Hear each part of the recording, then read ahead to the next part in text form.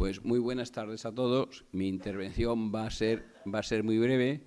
Lo primero que me gustaría hacer es disculparme porque no pude estar con ustedes en el acto de la inauguración, que fui sustituido por mi compañero de junta, don Carmelo Llopis, y sí que puedo estar en la clausura, aunque quizás hubiese sido mejor que no hubiese estado en ninguno de los dos, porque mi presencia, como ven ustedes, ha bajado bastante la audiencia. Espero que cuando acabe mi intervención ya vuelva a reaparecer los asistentes. Solo decirles que les agradezco mucho que hayan elegido nuestra casa para estas conferencias, que espero que se hayan encontrado cómodos en ella, que si hay alguna cosita que no les ha parecido bien o lo que no es tan cómodo, pues que no tengan el más mínimo pudor en decírnosla y la corregiremos no solo para ustedes si vuelven a repetir en esta casa, sino para cualesquiera otros que deseen asistir o celebrar aquí sus conferencias o sus actos. Sobre el derecho concursal, como ustedes comprenderán, voy a decir poco porque siempre me ha parecido una materia tremendamente complicada, tremendamente difícil. Yo me quedé, creo que en el germen de esta, que eran los viejos principios de la quita y la espera, pero de aquellos tiempos a estos creo que la cosa se ha complicado bastante. Cierto es que la materia no es estable, que cada uno, de hecho ustedes han tenido el grandísimo privilegio, y permítame que se lo espete, de que han conseguido hacer un curso o unas conferencias de 3 semanas sin que se les haya modificado la ley, que yo creo que desde cuando empezó a caer ya la ley del 22 debe ser el periodo de estabilidad legislativa más largo. Y también quiero ponerles o darles mi reconocimiento por varias razones. Esta es una materia que al resto de los humanos nos es muy difícil de entender, porque se trata de distribuir la insuficiencia. Y eso nunca deja contento a nadie, sobre todo cuando no se tiene el privilegio de la multiplicación de los panes y de los peces, pero que es una materia que es fundamental para las personas y para la economía, y que la voluntad de asistir a la formación, claro, es que la formación ha dejado de ser lo que era. Es decir, antes uno se formaba para uno mismo y hoy la formación es un deber con la sociedad, sobre todo en este tipo de materias. Muchas veces no encontramos la solución a los problemas por defectos de formación y, por tanto, no podemos vivir con lo que sabíamos. Gracias a Dios, esta ley no se lo permite, porque lo que sabían ayer posiblemente para mañana, quitando los principios generales, deje de servir. Y ya veo yo mirada de Carolina, que me está mirando mal, y por tanto voy a cerrar mi intervención y voy a dar el paso a Isabel, que entre otras cosas es una gran amiga mía y de esta casa. Isabel, cuando quieras. Muy bien, pues muchísimas gracias. Comenzamos esta tercera jornada seminario gracias a unos excelentes anfitriones, que es el Ilustre Colegio de Notarios, que son miembros del patronato de la Fundación de Estudios Bursátiles y Financieros. Este verano nos reunimos con el Colegio de Notarios y vimos, bueno, pues las necesidades de actualización formativa jurídico-financiera para las empresas y para los profesionales de la Comunidad Valenciana, y entre las necesidades se detectó la reforma de la ley concursal. Ley concursal que ha cambiado de principio a fin y que exige una actualización en los profesionales y en las empresas para poder sobrevivir a esos procesos que estaba describiendo con esa sabiduría que destilan todos los notarios el decano de este colegio. Hemos tenido 3 jornadas trepidantes, la de hoy es la tercera, y hay mucha preocupación por el impacto concursal de la pandemia, porque vinimos de un periodo de gracia, un periodo en el que ha habido excepcionalidad en muchísimos procesos, en muchísimos procedimientos. Esto se va a acabar, los periodos excepcionales terminan y muchas pymes, muchos profesionales todavía piensan que va a continuar este periodo extraordinario, pero que no va a ser así. Precisamente por eso se ha reformado la ley concursal y precisamente por eso también se ha anunciado desde el ICO la finalización de las ayudas, y habrá que ver esa salida del túnel y cómo las pymes y los profesionales sobreviven a estos procesos. Para hablar de estos temas tenemos grandes profesionales que van a hablar a continuación, y además tenemos un excelente moderador que es un magistrado de lo mercantil de Alicante, que ha tenido a bien acompañarnos en la tarde de hoy, a pesar de las agendas tan complicadas de los jueces. Agradecer a todos ellos su participación, agradecer al resto de participantes en el ciclo. Han sido, como digo, 3 meses de reflexión, 3 meses de aprendizaje. Veo algún notario que ha venido a las 3 sesiones, se lo agradezco muchísimo. Y también a antiguos alumnos y alumnos del máster de asesoría jurídica de la Fundación, que proporciona formación para habilitarse como administrador concursal. Y, sin más, vamos a dar paso a los ponentes de hoy. Decirles que en la Fundación de Estudios Bursátiles y Financieros continuaremos ofreciendo jornadas de formación y jornadas de actualización, que por favor en la encuesta de valoración de los contenidos de la jornada de hoy y de otros seminarios a los que puedan venir nos trasladen sus comentarios, sus inquietudes, como muy bien decía el decano de este colegio. Y para cierre, además de agradecer a los ponentes de hoy, agradecer al decano de este colegio y a todo el equipo y junta de este colegio por acogernos, y también, como digo, a GB Consultores, a RSM y a GAP por proporcionarnos excelentes profesionales para temas tan complejos, tan áridos y tan de actualidad como el que nos va a reunir en la tarde de hoy. Muchísimas gracias.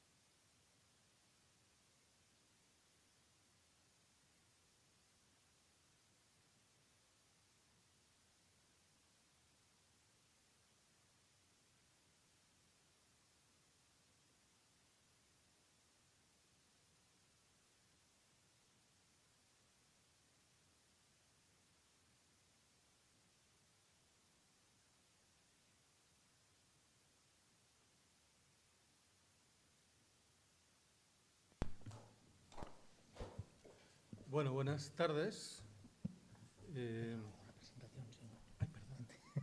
Sí, buenas tardes. Bueno, para el que no me conozca, soy José Luis Fortea, magistrado del Juzgado de lo Mercantil número 4 de Alicante. Encantado de estar aquí. Agradecer lo primero a la Fundación y a la organización Colegio Notarial y Universidad el que haya pensado en mí para moderar esta mesa, que, como decía Isabel, a la que me une una gran amistad de hace ya muchos años, yo creo que más de lo que tiene la Fundación, pues estamos ante una materia muy actual, más bien que actual, podríamos decir inminente, ¿no? Inminente, porque ya entra en vigor la nueva ley o la reforma del texto refundido de la ley concursal, y se plantean unos problemas que esta tarde, con total seguridad, vamos a despejar todos ellos. Todas esas incógnitas nos las van a resolver, en primer lugar, don Gonzalo Boronat, que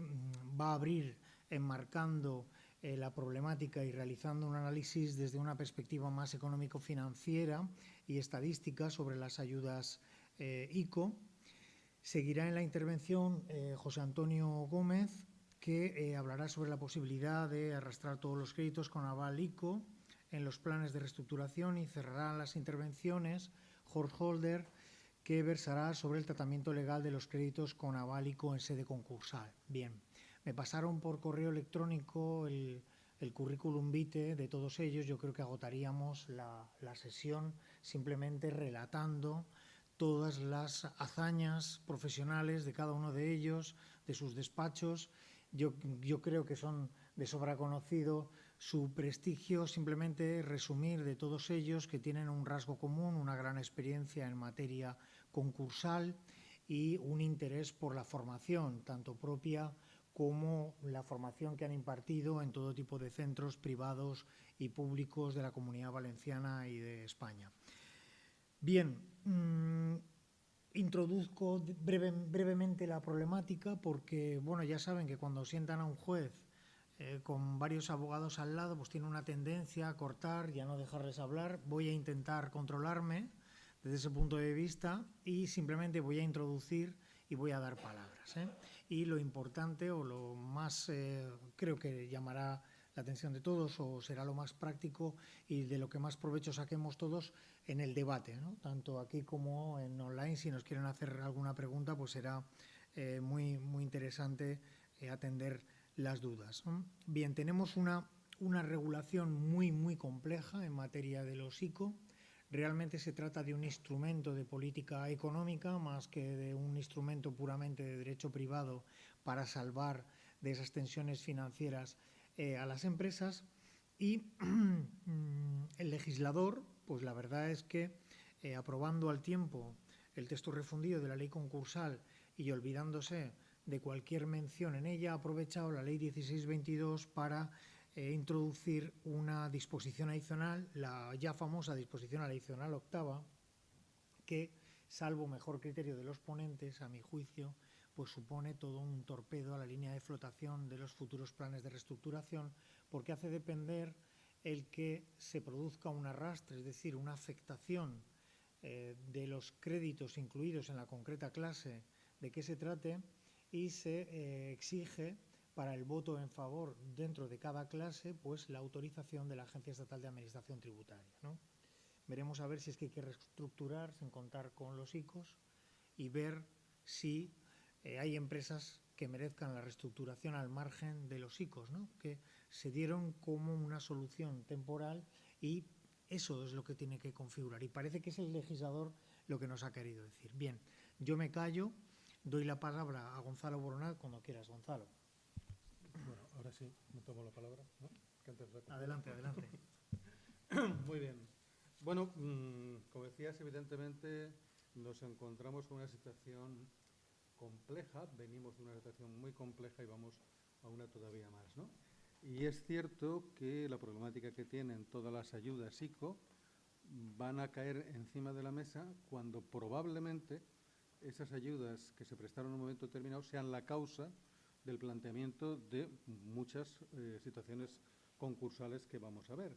De tal manera que dentro de un poco el reparto que nos hemos hecho en cuanto a lo que sería la afección y la finalización de este tipo de ayudas, me corresponde también por mi formación como economista comentaros un poco la situación de partida, cómo llegamos aquí y cuál es, a mi juicio, en cierta medida, la posición que podemos tener un poco de cara a futuro. Yo creo que veáis un poco un eje cronológico porque estamos hablando de antes de ayer, estamos hablando de finales del año 19, cuando empezamos a arrastrar los problemas que veremos hoy, ¿no?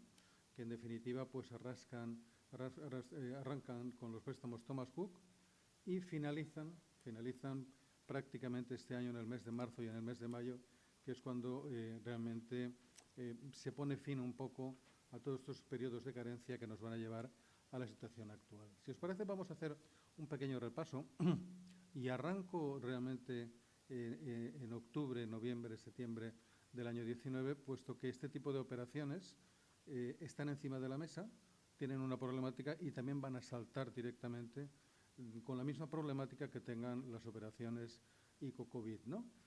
No sé si recordaréis que había un grupo, que era Thomas Cook, que bueno, hace una quiebra en el mes de septiembre de 2019.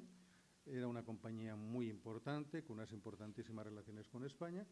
El problema es que deja colgados, entre comillas, ¿no?, pues a empresas, básicamente Canarias, Baleares y en Costa, por valor de unos 260 millones de euros. Era una situación irreversible, con quiebra total, con la imposibilidad de recuperación de ninguna de las deudas que mantenían, de tal manera que aparece ya la primera línea de financiación para empresas básicamente turísticas, restauración, etcétera, afectadas por el tema por importe de 200 millones de euros. Y saco este tema porque las operaciones ICO-COVID son muy parecidas a las que se plantearon en aquel momento con Thomas Cook y además se nos plantea un problema. Estas ayudas tenían una cierta incompatibilidad con la psico-COVID que casualmente volvieron a caer sobre el mismo sector de hostelería y restauración, con lo cual nos hemos encontrado que tratábamos de reestructurar deuda Thomas Cook y no ha sido posible porque esas operaciones también tenían sus avales y era imposible poder entrar con ellas. Eran operaciones interesantes, pero eran operaciones a un 1,5% de interés, pero operaciones con plazos de amortización de 4 años, uno de carencia incluido. Incluso tenemos aquí en la Comunidad Valenciana empresas con importantísimas dificultades para poder pagar estos préstamos que se están pagando todavía y que evidentemente están produciendo tensiones de liquidez, puesto que se superponen con las operaciones COVID que aparecieron a partir de ese mismo momento, ¿no? Lo fuerte de este tema arranca, pues evidentemente, a partir del estado de alarma, que como sabéis, pues fue el 14 de marzo del año 20, hablamos de antes de ayer, y bueno, pues a partir de ahí aparece un decreto en el mes de marzo también, el día 17, en el que bueno, pues se aprueba una línea de avales del Estado por hasta 100.000 millones de euros que se iban a canalizar a través de las entidades financieras, ¿no? Bien, esta fue una línea, bajo mi punto de vista, totalmente necesaria. Afortunadamente se puso en marcha, afortunadamente pudo llegar a muchísimas empresas. Luego veremos también un poco el uso real, ¿no?, que se hizo tanto por parte de empresas como por parte de las entidades financieras, pero lo cierto es que sirvió para paralizar en cierta medida aquella situación tan anómala que vivimos todos en aquellos momentos, ¿no? Bueno, pues ahí teníamos, digamos, operaciones de hasta 1,5 millones, si nos íbamos a un plan de ayudas mínimis, o superiores si nos ajustábamos, cosa que aquí tuvimos los primeros problemas, pero si nos ajustábamos un poco al marco temporal. Tal y como salen aquellas operaciones, son operaciones a 5 años con 1 año de carencia. Es decir, estamos ya, Thomas Cook, que llevaba 6 meses de vida, muchas empresas empiezan a acogerse también a este mismo tipo de operaciones con una estructura muy similar, es decir, 1 de carencia y 4 años de amortización, ¿vale? Bueno, inicialmente creo que todos conocemos lo que pasó, ¿no? A partir de ese momento, pues observamos cómo todas las entidades financieras se vuelcan, no vamos a decir nombres, quién se volcó más, quién se volcó menos.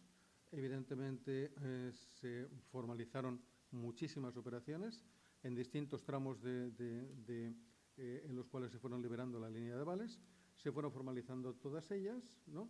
De tal manera que cuando llegamos a finales de año, en el mes de noviembre, pues nos damos cuenta de que nos hemos quedado cortos, que quizá estas operaciones pues tienen un marco excesivamente corto, la pandemia está todavía en vigor, las empresas les va a quedar muy poco para finalizar el periodo de carencia y evidentemente pues se nota que claramente vamos a tener un problema de morosidad muy a corto plazo, dado que la situación de pandemia todavía estaba encima de la mesa y era francamente muy complicada de poderse resolver. De tal manera que a partir del mes de noviembre, pues como recordaréis, se amplió el plazo de vencimiento hasta 3 años adicionales, es decir, las operaciones podían llegar hasta 8 años, desde el inicio de la operación. Y además se ampliaba el plazo de carencia en 12 meses más, de tal manera que, como se desconocía un poco el final de esta gravísima situación, pues por lo menos nos encontramos que podíamos llegar en aquellos momentos en un máximo de 24 meses de carencia y en un máximo de 8 años totales, ¿no?, 6 más 2 de la propia operación. Es decir, esto afectaba a todas las operaciones que se habían formalizado hasta la fecha de aprobación de este nuevo decreto, con lo cual, pues en cierta medida, digamos que conseguimos paralizar en cierta medida ese golpe. Ese golpe, fijaros que por muchos motivos, porque una cosa es lo escrito y otra cosa es la práctica. La práctica fue que estas, digamos, modificaciones, pues la verdad es que no las vimos hasta el mes de enero de ese año, por los motivos que no vienen a cuento, pues quizá la banca se demoró muchísimo en la firma de esos nuevos convenios, la negociación con las empresas fue un poquito complicada, sinceramente nos encontramos en el mes de enero, las operaciones a punto de vencer inmediatamente era marzo y bueno, pues ¿qué pasó? Pues que hubo la necesidad de aprobar un nuevo Real Decreto que es el que llamamos como Código de Buenas Prácticas, ¿no? Ese Código de Buenas Prácticas eran unas nuevas medidas totalmente necesarias porque nos habíamos comido los plazos sin darnos cuenta y, evidentemente, la situación de pandemia pues todavía existía o la recuperación realmente todavía no se había iniciado, sobre todo en ciertos sectores. ¿Qué pasó en aquel momento? Bueno, pues que ampliamos los plazos de vencimiento. Como veréis ahí, hicimos una extensión hasta 2 años más, con lo cual ya pasamos hasta un máximo de 10 años. Y, bueno, pues digamos que también incluía los periodos de carencia que teníamos previstos. Lo que pasa es que había que acreditar que, en cierta medida, había una caída de la facturación de al menos del 30% respecto al año 2019. Claro, aquí te encontrabas con una casuística compleja, tenías empresas que les había caído el 20, el 22, el 28, teníamos los datos ya totalmente presentados y había empresas que por poquito no podían llegar a esa posible reestructuración de deuda, de tal manera pues que nos quedamos todos un poquito complicados y puedo deciros que la práctica fue que esta línea o esta extensión afectó a muy pocas empresas en aquel momento, digamos por la derivada de la caída que hubo en aquellos momentos en la cifra de ventas que se quería dar. Otra de las posibilidades era la conversión en préstamos participativos de hasta 2.300.000 euros. Había que hacer lo mismo, es decir, acreditar una caída de ventas del 30% y que además la cuenta de resultados del año 20 hubiera sido con pérdida, es decir, con resultado negativo. Puedo deciros que esa conversión en préstamos participativos yo no conozco ninguna, no se aplicó en ningún caso. Sí tengo constancia de que se ha hecho en algunos casos con empresas de mayor tamaño. Creo que todos conocéis un poco la estructura empresarial de la Comunidad Valenciana, basada sobre todo en pymes familiares, pero esta línea realmente no se utilizó. Como tampoco se utilizó la siguiente, es decir, las transferencias por parte del Estado para reducir parte del capital, es decir, para, digamos, establecer quitas de deuda, ¿no? Bueno, pues aquí lo que había que acreditar era también una caída del 30% y que evidentemente hubiera un resultado negativo y la necesidad de proveer esta quita para que tuviera, digamos, continuidad la empresa. Aquí había un pequeño problema. ICO entraba en la operación siempre y cuando la banca entrara en la operación. Puedo deciros que no conozco ningún caso, perdón, conozco un caso, en el cual se haya aplicado esta quita, de tal manera que, bueno, pues tuvimos esta ayuda, pero que fue una ayuda que realmente no se utilizó y si se utilizó fuera para compañías más grandes. Enmarco todo esto para que veamos cómo está la empresa de la Comunidad Valenciana hoy, que es lo que nos encontramos. Yo os diría que nos encontramos con que sí tuvimos esa extensión hasta los 8 o 10 años en algunos casos, pero que la situación de la conversión, por una parte, o bien el tema de las quitas, no tuvo una aplicación práctica real. Es evidente que esto llevó el 29 de marzo del año 22, ¿no?, de este año, a, digamos, un nuevo acuerdo del Consejo de Ministros con la flexibilización del Código de Buenas Prácticas. ¿Todo esto por qué? Hombre, pues porque este código no se estaba aplicando. No se estaba aplicando, por una parte, por la caída de ventas. Las empresas trataron de minimizar la caída en lo que fuera posible y luego que afectaba únicamente a 4 o 5 sectores básicos, básicamente hostelería, ocio, restauración y a ciertos CENAES, con lo cual no te daba cobertura a muchos sectores que se veían con una implicación muchísimo más grande. De la manera que ahora sí, ¿no?, ya en marzo de este año, pues ya hubo una entrada masiva, ¿no?, y, bueno, pues al menos se consiguió que durante este periodo pues alguna de las operaciones se pudiese ir a una extensión superior. Pero siempre con un pequeño problema, que es lo que hemos también de ver, ¿no? Bueno, pues ahí teníamos a las entidades financieras que podían realizar estas modificaciones hasta el 1 de junio de este año. El problema es que el mismo decreto decía que las entidades financieras necesitaban 45 días para estudiar la operación. Es decir, en 10 días se tenía que resolver absolutamente todo. No dio tiempo material para poder hacer esa extensión de plazos que se quería hacer, ¿no? Con lo cual, esta es un poco la situación que tenemos y esta es la situación un poco que queda. ¿Cómo se han distribuido las operaciones? Pues como veréis, estamos hablando de autónomos, el 32% de las operaciones ICO, micropymes el 41,6%, entended por micropymes las empresas con una facturación inferior a 2 millones de euros y menos de 10 trabajadores, pymes un 24% y empresas de mayor tamaño un 2%. Es decir, el grueso, ¿no?, del número, el número de operaciones, como veréis, aproximadamente en un 75% está en autónomos, es decir, en operaciones de pequeño importe, y en micropymes, ¿no?, es decir, en empresas de pequeño tamaño. Si lo vemos por plazos, como veréis, bueno, pues parece que hicimos esta labor de extensión. Pues si lo analizamos, veréis que hay un 1% de operaciones hasta un año, un 2% entre 1 y 2 años, un 20% entre 2 y 3 años, un 3,2% entre 4 y 5 años y un 38% entre 4 y 5 años. Es decir, que las famosas extensiones llegaron a muy pocas empresas, porque si os fijáis que realmente las que pudieron estirar plazos son el 34%. Es decir, aproximadamente 70% de las operaciones están en una situación complicada porque en estos momentos tenemos los plazos de carencia vencidos, estamos ya amortizando capital, con la posibilidad o no posibilidad de que realmente esto puede llegar a funcionar. Porque, claro, no perdamos de vista de que salimos de un problema y nos metimos en otro. Nos metimos en Ucrania, materias primas, inflación, subida de precios, bajada de márgenes, caída de la EBITDA y, en definitiva, caída de un cash flow necesario para poder atender el servicio de la deuda que nos habíamos mantenido. La línea de avales, veréis que la cifra no es exacta, pero depende de los cortes de riesgo que hagamos en cada momento. Como veréis, en la Comunidad Valenciana se formalizaron 102.000 operaciones en 62.000 empresas, con un aval solicitado de 8.900 millones y se dio una financiación en torno a los 12.000 millones de euros. ¿Esto qué quiere decir? Pues quiere decir que, tal y como se concebieron estas operaciones, las empresas de la Comunidad Valenciana tenían que hacer frente a 3.000 millones anuales, ¿no?, de lo que sería servicio de la deuda. Evidentemente, una cantidad importante. Ojo, no con imposibilidad de asumir, porque la Comunidad Valenciana, en un estudio que hemos hecho nosotros mismos para un organismo, digamos que el cash flow generado, ¿no?, por las empresas valencianas se situaría en torno a los 5.000, 5.500 millones, con lo cual capacidad hay. Lo para que es como todos, ¿no?, y como las familias, o lo destinas a amortizar crédito o a inversión.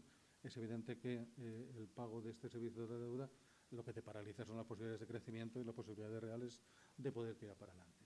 En el fondo estuvimos a la altura. La Comunidad Valenciana sabéis que es el 10% de casi todo, ¿no?, como dicen algunos, menos de los ingresos que llegan, ¿no?, pero evidentemente fue el 10% de las operaciones, el 10% del crédito que hubo en su momento, y evidentemente esa cantidad pues mermaba posibilidades futuras reales de crecimiento.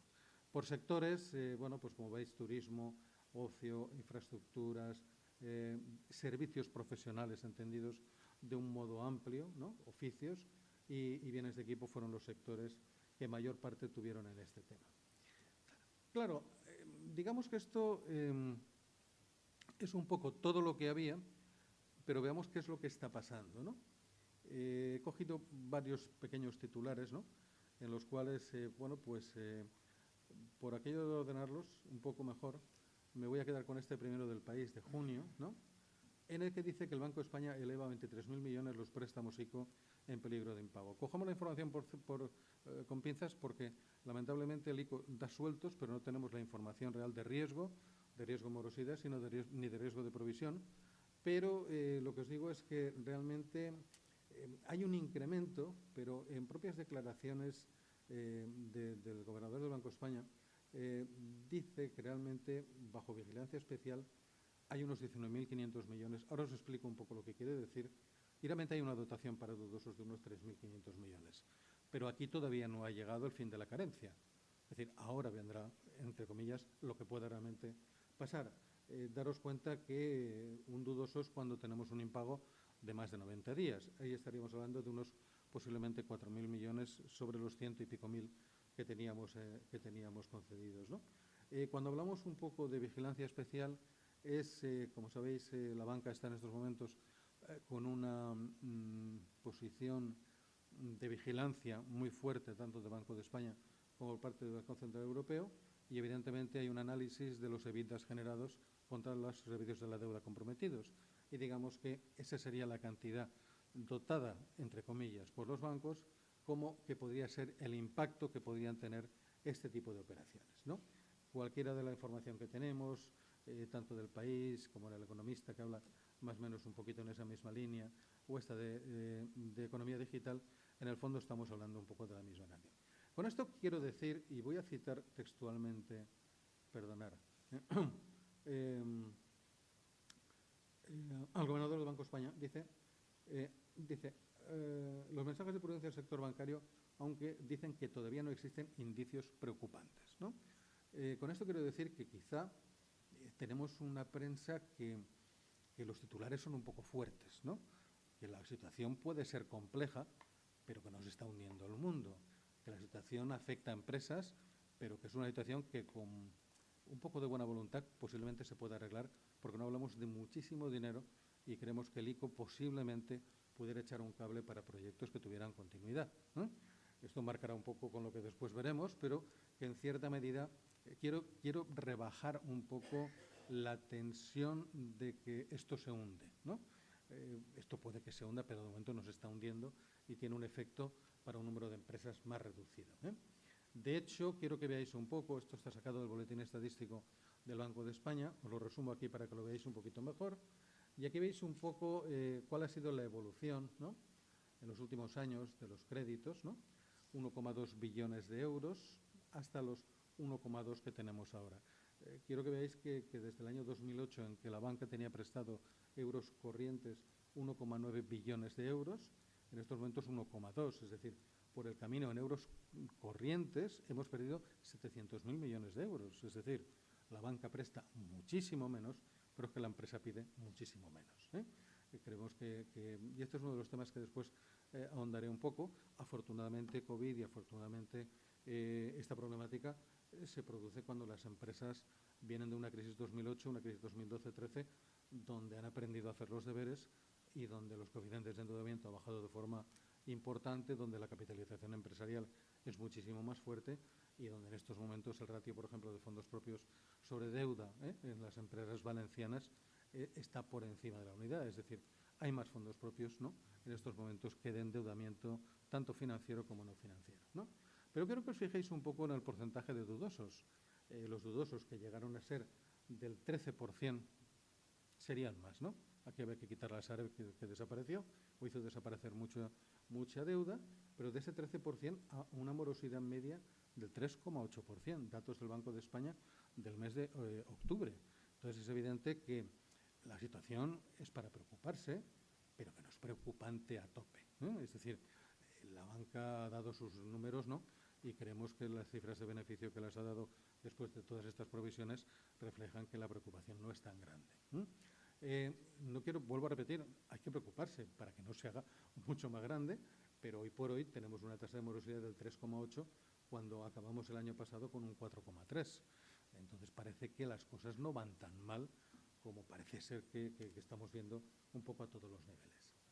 Y aquí también lo tenemos por bancos, es decir, pues en todos los bancos prácticamente se ha reducido de forma importante ese ratio de morosidad que tenemos en estos momentos en la banca.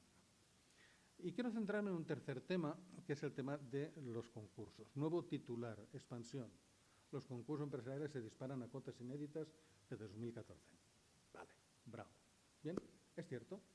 Bueno, pues estamos en el 2014 en 5.900 y ahora nos hemos ido a 5.879. El número es cierto. Lo que pasa es que quizá hemos de leer un poco y analizar el peor octubre desde 2013. Vale, de acuerdo. ¿Ven?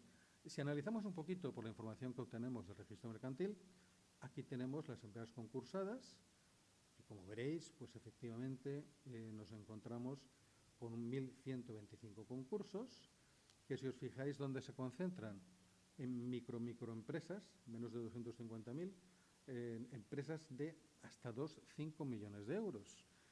Si hablamos por número de trabajadores, pues estamos hablando de empresas de hasta 19 trabajadores. Primer trimestre. ¿Qué ha pasado en el segundo trimestre? Exactamente lo mismo. El problema está totalmente focalizado. Es decir, estamos hablando de sociedades, de autónomos de muy pequeño tamaño y con muy poquita masa laboral. Me he permitido ponerlas aquí conjuntamente para que veáis que las empresas que han concursado en estos momentos son 2.186 a nivel estatal. Tendría alguna información a nivel de comunidad autónoma, pero por no ahondar en muchas más cifras, ¿no? Como veréis, el 99% son empresas de hasta 5 millones de facturación. Y como veréis, el 93% tienen menos de 19 trabajadores. No es por ello que no nos tengamos que preocupar. Nos da igual que sea una empresa con 5, con 4 que con 22. Pero es cierto que lo que habría que ver es un poco cómo focalizar un poco estas ayudas, o la situación o la ley concursal puede ayudar un poco a esta tipología de empresas que son las que realmente van a tener problemas, ¿no? Y ahí es donde creemos que la ayuda no va a ser tan interesante, y lo que veremos claramente es que si tenemos focalizado el problema, deberíamos de ver esta figura nueva para reestructurar esa deuda. No son deudas de importe tan elevado, está muy fragmentada, y quizás sí puedan tener una solución, digamos, de apoyo, de reestructuración, ¿no? Es decir, el problema se centra en empresas con volumen de negocio inferior a 5 millones y con menos de 20 trabajadores. Tendrán su incidencia, pero es evidente que no estamos hablando de empresas de gran tamaño cuyo efecto o impacto o efecto dominó podría ser mucho más fuertes. Concluyendo, los préstamos ICO han sido una pieza clave para que las empresas puedan superar la pandemia, aunque hemos de ser claros que las líneas COVID se han utilizado por muchas empresas para pasar a largo lo que era un endeudamiento excesivamente a corto, y muchos bancos para mejorar su posición de riesgo y de garantías, qué duda cabe, ¿no? Y esto es así. Evidentemente, la banca ha pasado de garantía a estar garantizado el 80% de su cifra de crédito. Entonces, vamos a promediar un poco las cosas, que estamos a las duras, estemos a las maduras, ¿no? Problema, la pandemia y posteriormente la crisis. Crisis porque, es que se ha juntado todo. Salimos de una pandemia, Ucrania, materias primas, inflación, costes, etcétera. Hombre, menos mal que las empresas están mucho más capitalizadas, ¿no? Dependen muchísimo menos, como habéis visto, del crédito bancario, afortunadamente. La lección se aprendió bien, y además están mucho más profesionalizadas. Hoy todas ellas tienen una analítica, tienen control de gestión, tienen procesos presupuestarios, que evidentemente, y sus proyecciones financieras, sí pueden anticiparse a la problemática que hay. Las tasas actuales de morosidad, tanto de la banca como de operaciones ICO, entendemos que son niveles preocupantes, pero no para darnos encima de la mesa con una crisis financiera generalizada. ¿Qué tendremos que hacer? Un poco esperar qué pasa en estos. Yo os diría que este tercer trimestre no ha sido concluyente. Vamos a ver qué pasa de aquí a diciembre, y tampoco lo va a ser demasiado, ¿no? Para ver si realmente, con el fin de todas las carencias de todas las operaciones, cuál es la posición que tengamos de partida, y centrándonos siempre en que parece ser que el problema está, como siempre, en el tamaño de la empresa, muy bajo, muy poco profesionalizado, y que deberíamos de ver de qué forma establecer una serie de ayudas que permitan que en ese sentido, pues esta reforma concursal ayudará precisamente a ese tipo de empresas que son las que van a tener los problemas, y que entiendo que con importes no excesivamente elevados, no tenemos el crédito medio, no sabemos el crédito medio para cada tipología de empresa, pero que quizá ayudando, ¿no?, a empresas que quizá estemos hablando, os lo digo de verdad, de riesgos de 20, 30.000 euros, así. Y estas operaciones parece que no hay voluntad de solucionarlas, y bueno, pues a ver si somos capaces de forma previa, ¿no?, de ver qué solución le podemos dar. Esto es un poco el marco en el que creo que nos vamos a encontrar ahora. Y bueno, pues a partir de aquí, pues evidentemente vosotros podéis aportar muchísimo más, porque esto es lo que hay. Ahora veremos lo que pasa, ¿no?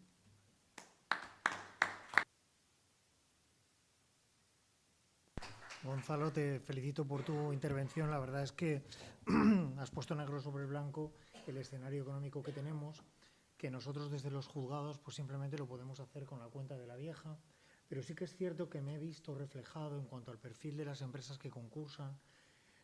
Tras la reforma de la ley orgánica en julio y luego la entrada en vigor de la nueva ley concursal, los juzgados de lo mercantil asumimos todos los concursos de persona natural, empresario o no empresario, y estamos viendo, pues sí, un incremento del número de los concursos. Quizás estamos superando el del año pasado, pero el 90% son concursos de persona natural con unas deudas muy pequeñas, y las empresas, realmente el 90% de las empresas que concursan lo hacían hasta la entrada en vigor de la nueva ley con con solicitud de declaración y conclusión por insuficiencia de masa y a partir de la entrada en vigor de la ley, la mayoría de los concursos son sin masa dentro de los 4 criterios que hay en el 37 bis del texto refundido, ¿no? Pues que no tengan ningún bien ni ningún ingreso, o que los bienes que tengan superan las cargas, o es antieconómico el liquidarlo, o el valor de mercado de los bienes es inferior a las cargas que tienen, ¿no? Y entonces estaríamos en esa situación que lo que lleva es a una declaración del concurso, y si nadie pide que continúe, ese concurso se archiva, ¿eh? Con lo cual, desde ese punto de vista, me he visto identificado más o menos lo que hay, y conforme voy hablando con profesionales del foro y de la economía, pues nos están diciendo lo mismo, ¿no? Que las empresas que llegan van a ser empresas pequeñas, que ya no tienen viabilidad, ¿no?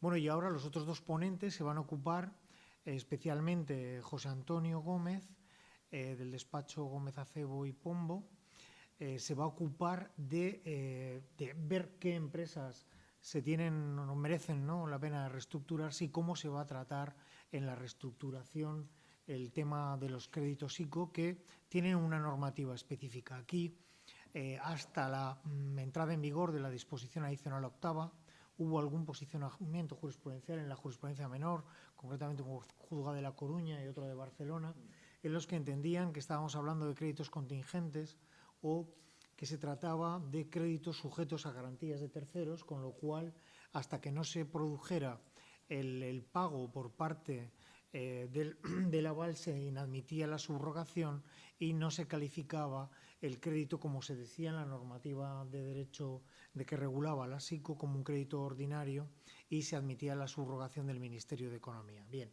esta disposición adicional a octava nos ha clarificado esa situación, con lo cual ya no hay ninguna duda.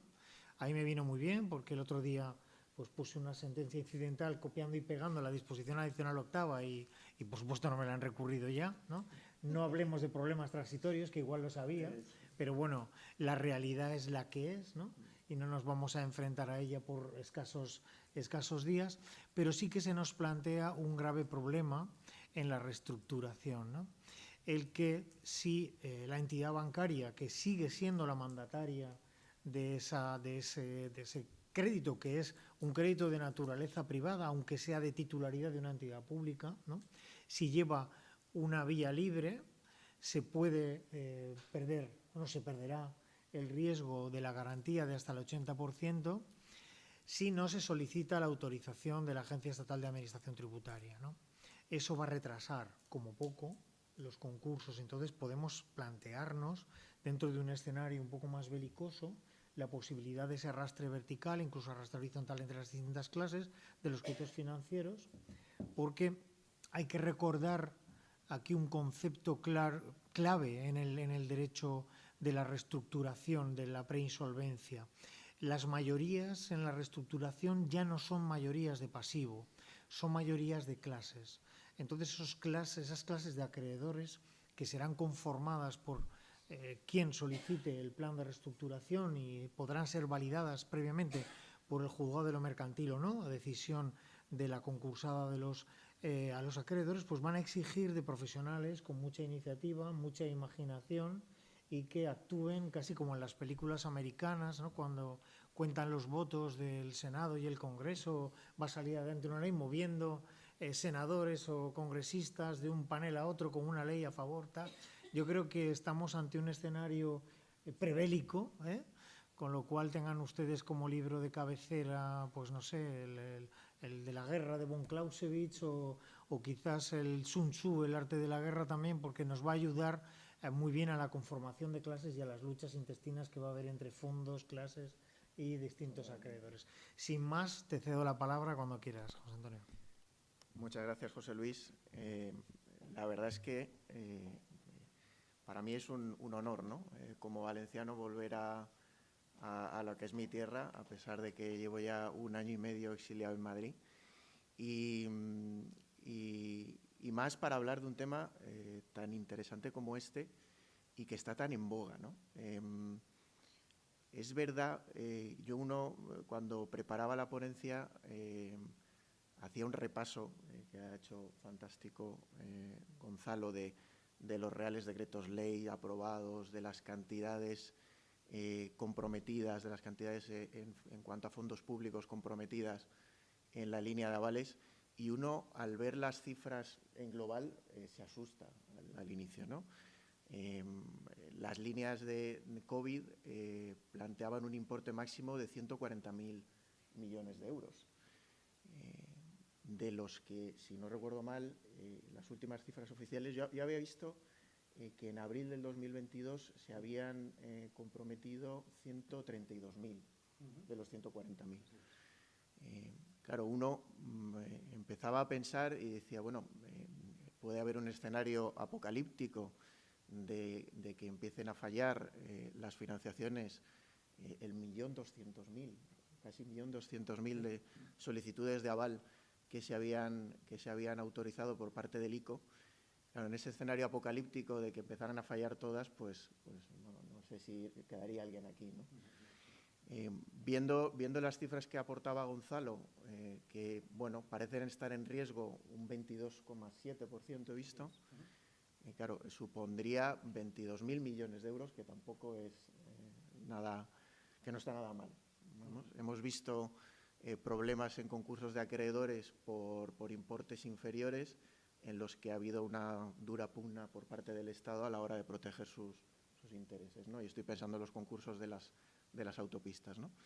Pero, desde luego, yo, noto preocupación. Es verdad que en el despacho, por la tipología de clientes que tenemos, no tenemos acceso a pymes o a pequeños empresarios, tenemos acceso a las grandes reestructuraciones que tienen préstamos ICO, y que hay cierta preocupación en el tratamiento que se le va a dar a esos préstamos dentro del escenario de la reestructuración.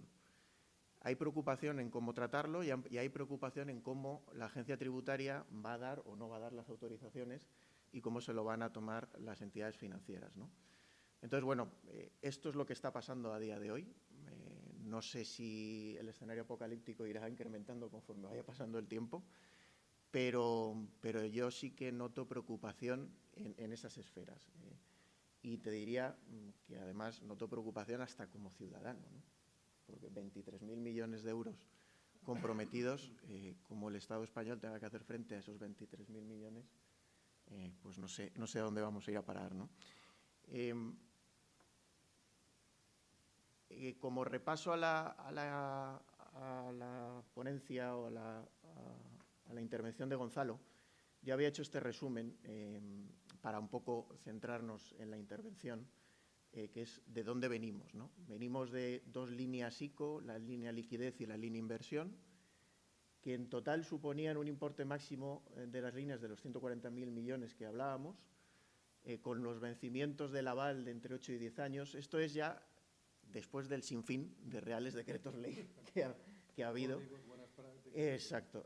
Y que me ha costado resumirlo, se lo comentaba a los compañeros del despacho, varias semanas. O sea, hacer el seguimiento de todos los reales decretos ley, de todos los acuerdos de Consejo de Ministros, con todos los tramos. Yo he de confesar, y te interrumpo, que intenté descifrar la página del ICO y desistí. Digo, bueno, sí, que sean los ponentes los que lo... No me extraña. Agradezco que no me hayan traído aquí de ponente, la verdad. De hecho, he preferido fijar el resumen ya final para que tengamos la foto final, porque si no, en fin. Exacto. No, me ha encantado el eje cronológico de tu presentación, me ha encantado, porque es un buen resumen, ¿no?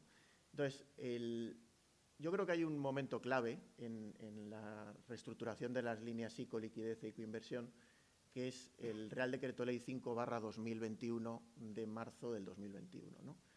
En un momento en el que el Estado se va dando cuenta, si no se había dado cuenta ya antes, del tamaño que está cogiendo el monstruo y de que al final estamos ante una relación no tanto bilateral, sino tripartita, ICO, entidad financiera, deudor, ¿no? Y que de alguna manera hay que poner los mimbres para que pueda haber una negociación coordinada, pueda haber una negociación que tenga buenos frutos y además fijar a dónde se puede llegar. Y además hay que fijar el régimen de cobranza de la deuda avalada. Ese Real Decreto 5/2021 yo creo que es clave, que es el que da acceso luego al Código de Buenas Prácticas que hablaba Gonzalo, aprobado en el Consejo de Ministros de mayo del 2021, y que marca un poco la hoja de ruta hasta la entrada en vigor de la reforma de la ley concursal, como ahora veremos, ¿no? Repasando lo que decía Gonzalo, el Código de Buenas Prácticas lo que pretende es reestructurar la deuda que venía de las líneas ICO en base a 3 medidas de apoyo, o la extensión del vencimiento, o la conversión de los préstamos participativos, o mediante las transferencias que suponían la línea de reestructuración de deuda financiera, ¿no? Con el compromiso de que la entidad financiera que se adhería voluntariamente y que hacía frente a alguna de las medidas de apoyo o aceptaba el acuerdo de las medidas de apoyo de extensión de vencimiento de préstamos participativos o de la línea de refinanciación, asumía el compromiso de mantener las líneas de circulante. He puesto ya la última fecha de junio del 23, pero esto empezó siendo por lo menos diciembre del 20, ¿no? Esta era la línea, digamos, negociadora que se ponía en marcha con motivo de la reestructuración de la deuda financiera COVID. El régimen de cobranza de la deuda avalada yo creo que tiene todo el sentido del mundo. Estamos ante una deuda que o bien podía reclamarse por la entidad financiera o bien podía reclamarse por la Administración Pública, y con todo el sentido del mundo lo que hace el Real Decreto Ley es, oye, quien va a reclamar va a ser la entidad financiera, va a ser quien inicie la ejecución y quien reclame la deuda, llegado el caso, y en caso de que no funcionaran las medidas impuestas en el Código de Buenas Prácticas. Pero para el caso, y lo que es ya un antecedente de lo que luego sería la disposición adicional octava, para el caso de que hubiera que llegar a algún tipo de acuerdo con la entidad ejecutada, se necesitaría la autorización previa de la agencia tributaria. Este era, digamos, el marco hasta que en septiembre del 2022 tenemos una nueva ley concursal. Una nueva ley concursal que los que nos dedicamos a esta materia hemos seguido desde el principio, desde que era un anteproyecto, desde que luego era un proyecto de ley. Yo es la primera vez que sigo todas las enmiendas parlamentarias que se presentan a una ley, las más de 600 que se llegaron a presentar, y la verdad es que bueno, la importancia de la reforma es trascendental en este escenario, primero porque venimos de una situación de crisis económica, y segundo porque supone un cambio de paradigma bestial con respecto a lo que conocíamos hasta el momento, ¿no? Sobre todo por el nuevo escenario preconcursal que nos abre la reforma, ¿no? Y os doy unas pinceladas muy básicas de lo que suponen los nuevos planes de reestructuración para luego que entendamos mejor la disposición adicional octava, ¿no? Los planes de reestructuración es verdad que vienen de alguna manera impuestos por la directiva europea, que es el objetivo de la reforma, la transposición de esa directiva europea, pero vienen un poco o con la idea de resolver los grandes problemas que tenían los concursos de acreedores en España, ¿no? El problema que teníamos en España era que íbamos al concurso muy tarde, cuando prácticamente ya no había ninguna solución que dar a la compañía. Eso que motivaba que al final los concursos acabaran en liquidación, el 90% de las compañías acaban en liquidación, y precisamente, yo creo que hay consenso en todos los profesionales, la solución era intentar adelantar cuanto antes la actuación, o sea, buscar una actuación temprana, ¿no? Para eso viene la reforma a introducir 3 escenarios de insolvencia. Ya teníamos la insolvencia actual, teníamos la insolvencia inminente, ahora tenemos la probabilidad de insolvencia, que es cuando el deudor prevea que en los siguientes 2 años no va a poder cumplir con sus obligaciones. Pongámoslo siempre en relación con los avales ICO, con la deuda avalada, con el plazo de vencimiento de los avales que hablaba Gonzalo, de 8 o 10 años, o cuando acabara, estuviera previsto el fin de la financiación. Y este es el impulso que se quiere dar en la reforma, introducir una actuación lo más temprana posible de los acreedores. Por otro lado, en otro de los hitos clave de la reforma, lo que se pretende es buscar un acuerdo con los acreedores en el escenario preconcursal. No sé, José Luis y Jorge, pero como concursalistas nos hemos pasado mucho tiempo recomendando a los clientes que fueran a concurso, que era una solución viable, que podían reestructurar la deuda, que se paralizaban las ejecuciones. Pues ahora me encuentro con que el legislador, la recomendación es intentemos no llegar a concurso. Intentemos no llegar a concurso y lleguemos a un acuerdo o fomentemos el acuerdo con los acreedores lo más temprano posible, ¿no? Para ello, como decía José Luis en la introducción, se va a agrupar a los acreedores en clases para que dentro de cada clase se vote el plan de reestructuración. Dependiendo del voto favorable de los acreedores incluidos en esa clase, se va a tener por aprobado en esa clase o no. En el caso de deudas con garantía real, se va a necesitar 3/4 del pasivo, el voto favorable de 3/4 del pasivo, incluido en esa clase. En el supuesto de acreedores que no tengan garantía real, bastará con que voten a favor 2/3 del pasivo incluido en esa clase. Y para tener por aprobado el plan de reestructuración, o bien nos han votado a favor todas las clases, o bien hemos obtenido una mayoría simple de clases a favor, siempre que una de ellas sea o esté formada por los acreedores con privilegio general o con privilegio especial, o bien haya votado a favor una sola clase, siempre que dentro de esa clase esté previsto o esté uno de los acreedores que en un régimen de empresa en funcionamiento vaya a recibir un pago. Esto de la valoración de empresa en funcionamiento seguro que va a traer mucha cola, pero tengamos en cuenta, a los efectos que nos ocupan hoy, que con que vote a favor una clase podría salir adelante el plan de reestructuración. Un plan de reestructuración que implicara quitas, que implicara esperas y que además supusiera el arrastre no solo del resto de los acreedores, o sea, de los acreedores incluidos dentro de cada clase y de los acreedores que formen parte de una clase que no haya votado a favor, ¿vale? Y ahí es un poco el germen de lo que va a ser la participación del ICO. ¿Dónde va a estar incluido el ICO a la hora de votar ese plan de reestructuración y qué va a hacer? Y si va a poder ser arrastrado porque se dé en el régimen de mayorías previstos en la ley, ¿no? De cara a la formación de clases, que sin duda va a ser uno de los temas estrella en los planes de reestructuración, la ley lo que nos da son criterios generales. El criterio básico va a ser, vamos a intentar formar las clases de acuerdo al rango concursal de los créditos, tanto acreedores con privilegio especial, acreedores con privilegio general, ordinarios y subordinados. Sin embargo, dentro de cada rango vamos a poder distinguir en función, por ejemplo, de la naturaleza del crédito, si estamos ante un crédito de naturaleza financiera, o si estamos ante acreedores que vayan a formar parte o que haya cierto conflicto de interés entre ellos. Es decir, en ocasiones es posible que por el conflicto de intereses que pueda haber entre los acreedores nos vemos obligados a separar las clases de los acreedores con privilegio especial, por ejemplo, ¿no? Y luego va a haber una serie de clases que van a ser obligatorias, que van a ser de obligado cumplimiento en el plan de reestructuración, y que la ley les ha destinado ese papel para que de alguna manera vean protegidos sus derechos, ¿no? Entre ellas vamos a encontrar a los acreedores públicos, vamos a encontrar a las pymes, siempre y cuando el plan de reestructuración les vaya a afectar en más de un 50% del pasivo, y vamos a encontrar ese tipo de acreedores que por su naturaleza y por su tipología van a tener que constituir una clase obligatoria dentro del plan de reestructuración, y que esa libertad a la que hacía referencia José Luis va a estar, digamos, coartada a la hora de formar las clases, ¿no?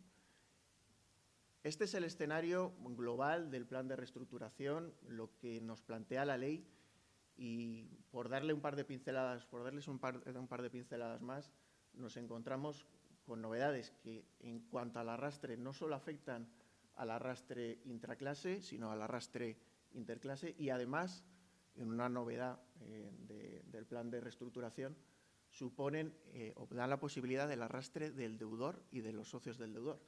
Es decir, no solo el plan de reestructuración va a poder arrastrar al resto de acreedores, sino que va a poderse arrastrar al deudor y a los socios en determinadas condiciones, ¿no? Eso le da un nuevo rol al acreedor, porque puede liderar el plan de reestructuración y en determinadas ocasiones, vía el acuerdo o el plan de reestructuración, va a suponer una capitalización de la deuda que le pueda permitir tomar el control de la compañía, ¿no? Como pinceladas de los planes de reestructuración, decirles la figura del experto en reestructuraciones, que puede ser importante en el caso de los ICO a la hora de mediar con las entidades financieras, con el propio ICO, y las modificaciones en el preconcurso. Vamos a tener un preconcurso mucho más amplio de lo que teníamos hasta ahora. Podemos llegar hasta los 6 meses, en caso de que fuera necesario y que hubiera avisos de poder alcanzar un acuerdo, y que va a tener efectos importantes en los contratos y en las ejecuciones. Básicamente, para que durante la negociación del plan de reestructuración en el seno del preconcurso no haya ningún contrato que se pueda resolver ni modificar y con ello frustre la posibilidad de llegar a un acuerdo, y que no haya ninguna ejecución, con ciertos límites también, que en un momento determinado pueda impedir la consecución del acuerdo.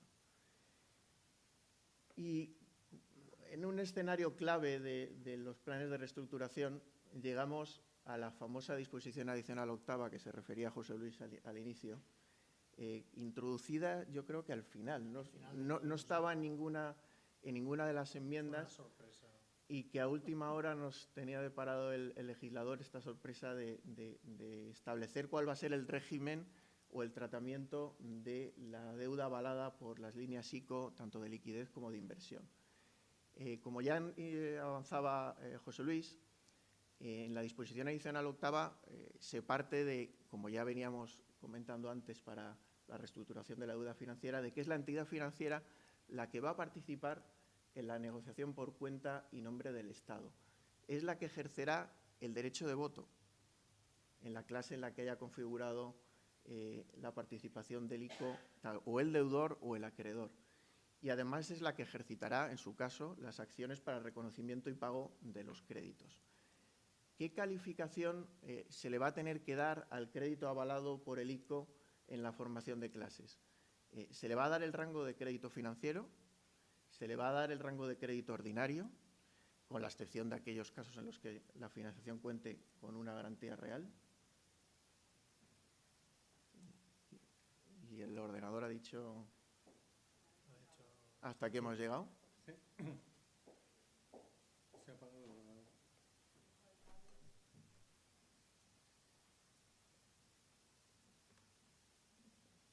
Es que no tenía la batería, ¿no? Aquí. Ahí está. Estaba con batería directamente. Claro. Estaba en la red.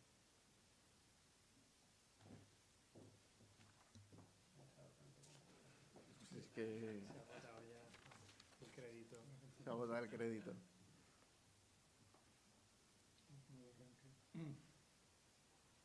Si no, no pasa nada, continuamos. Estaba desenchufado. Claro, por eso lo estoy encendiendo. Para encenderlo, ¿no? Ya aparece, ¿no? Sí. Sí, lo que pasa es que pondrá la clave o algo. Vale.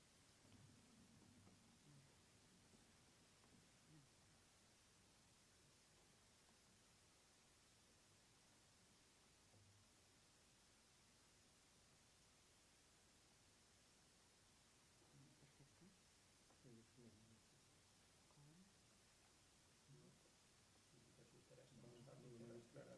A ver. Va a ser un fiel ejemplo esto de lo que va a costar.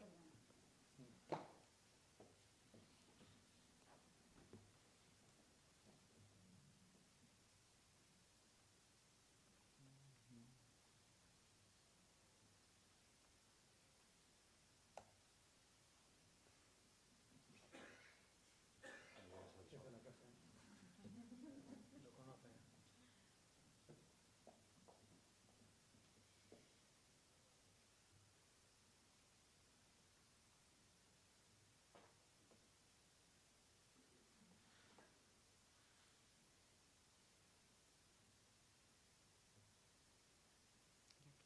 La siguiente. Vale. Y muchas gracias. Estábamos con las condiciones que la disposición adicional octava establece para regir el tratamiento de las líneas ICO liquidez y ICO inversión en el caso de un plan de reestructuración.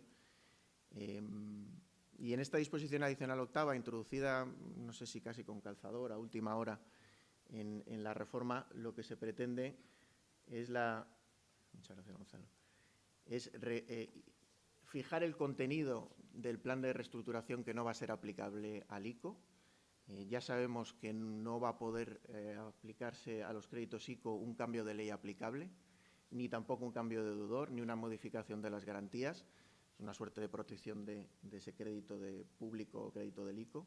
Tampoco una conversión del crédito en acciones o participaciones, a diferencia de lo que sí que se admitió en el Código de Buenas Prácticas, ni tampoco la conversión de la deuda ICO en otros instrumentos financieros que, como saben, puede formar parte, en el caso de un convenio de acreedores, sí que puede ofrecerse la posibilidad de convertir la deuda en otro tipo de instrumento financiero.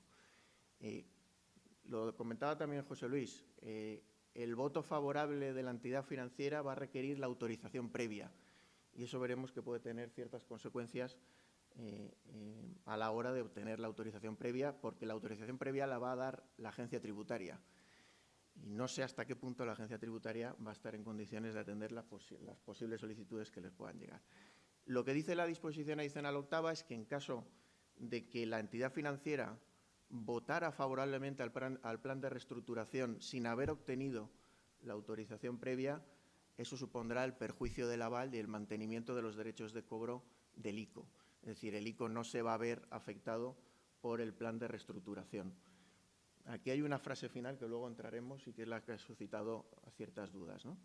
Y luego, como tercera condición, la disposición adicional octava establece también que la autorización previa no afectará al resto de créditos públicos. Es decir, si la agencia tributaria, para el caso de que diera su autorización al voto favorable al plan de reestructuración, afectará solo al crédito avalado por las líneas ICO, liquidez e inversión y no al resto de créditos de los que pudiera ser titular la agencia tributaria. Interrogantes que surgen, yo creo que surgen muchos y que no sé si nos surgirán más conforme vayan desarrollándose los planes de reestructuración, pero interrogantes que surgen a día de hoy en los procesos de reestructuración en los que nosotros estamos interviniendo. El primero es si puede haber futuras modificaciones del régimen de la deuda avalada por el ICO en los planes de reestructuración. Y esto, la duda surge porque si uno atiende a la redacción de la disposición adicional octava, empieza diciendo aquello de que estas eran las condiciones o el régimen aplicable a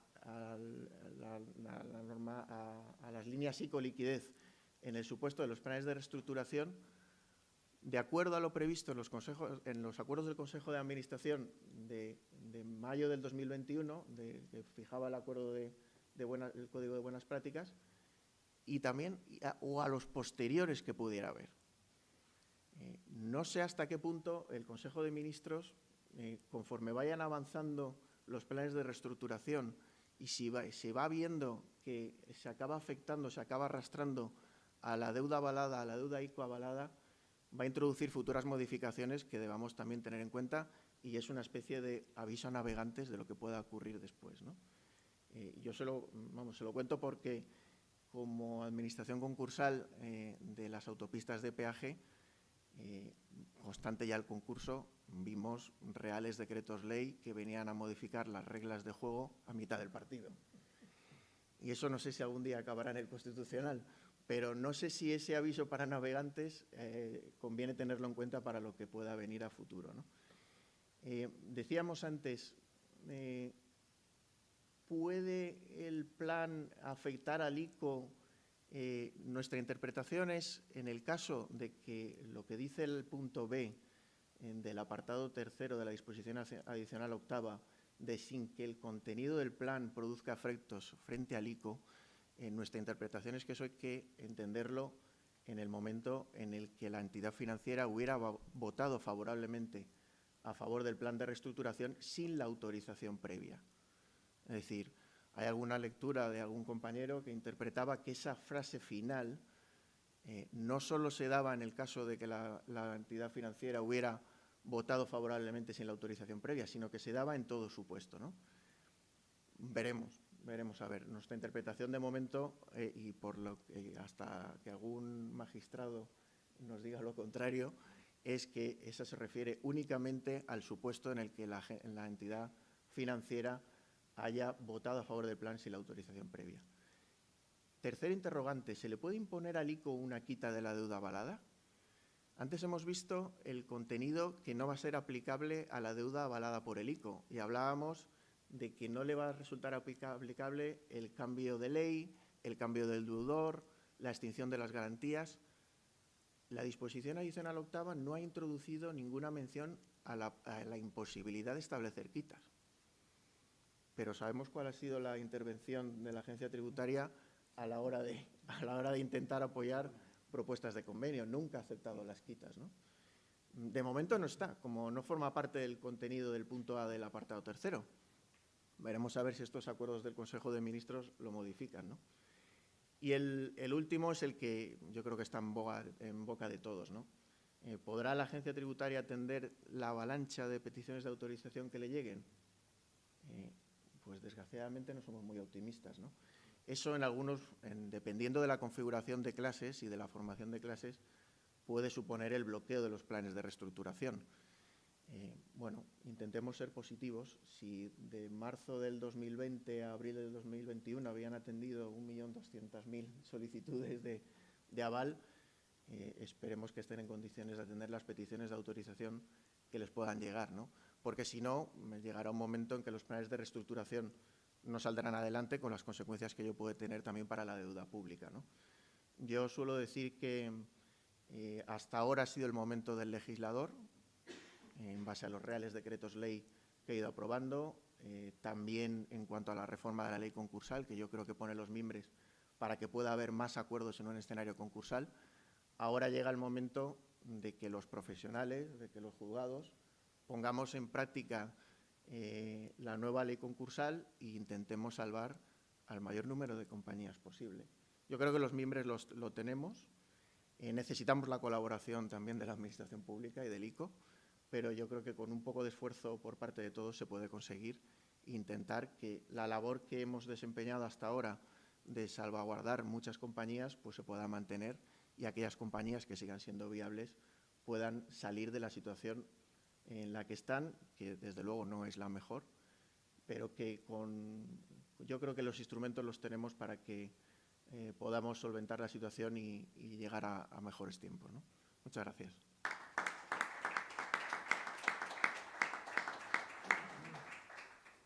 Pues muchas gracias, José Antonio. Creo que os intercambiáis también, ¿no?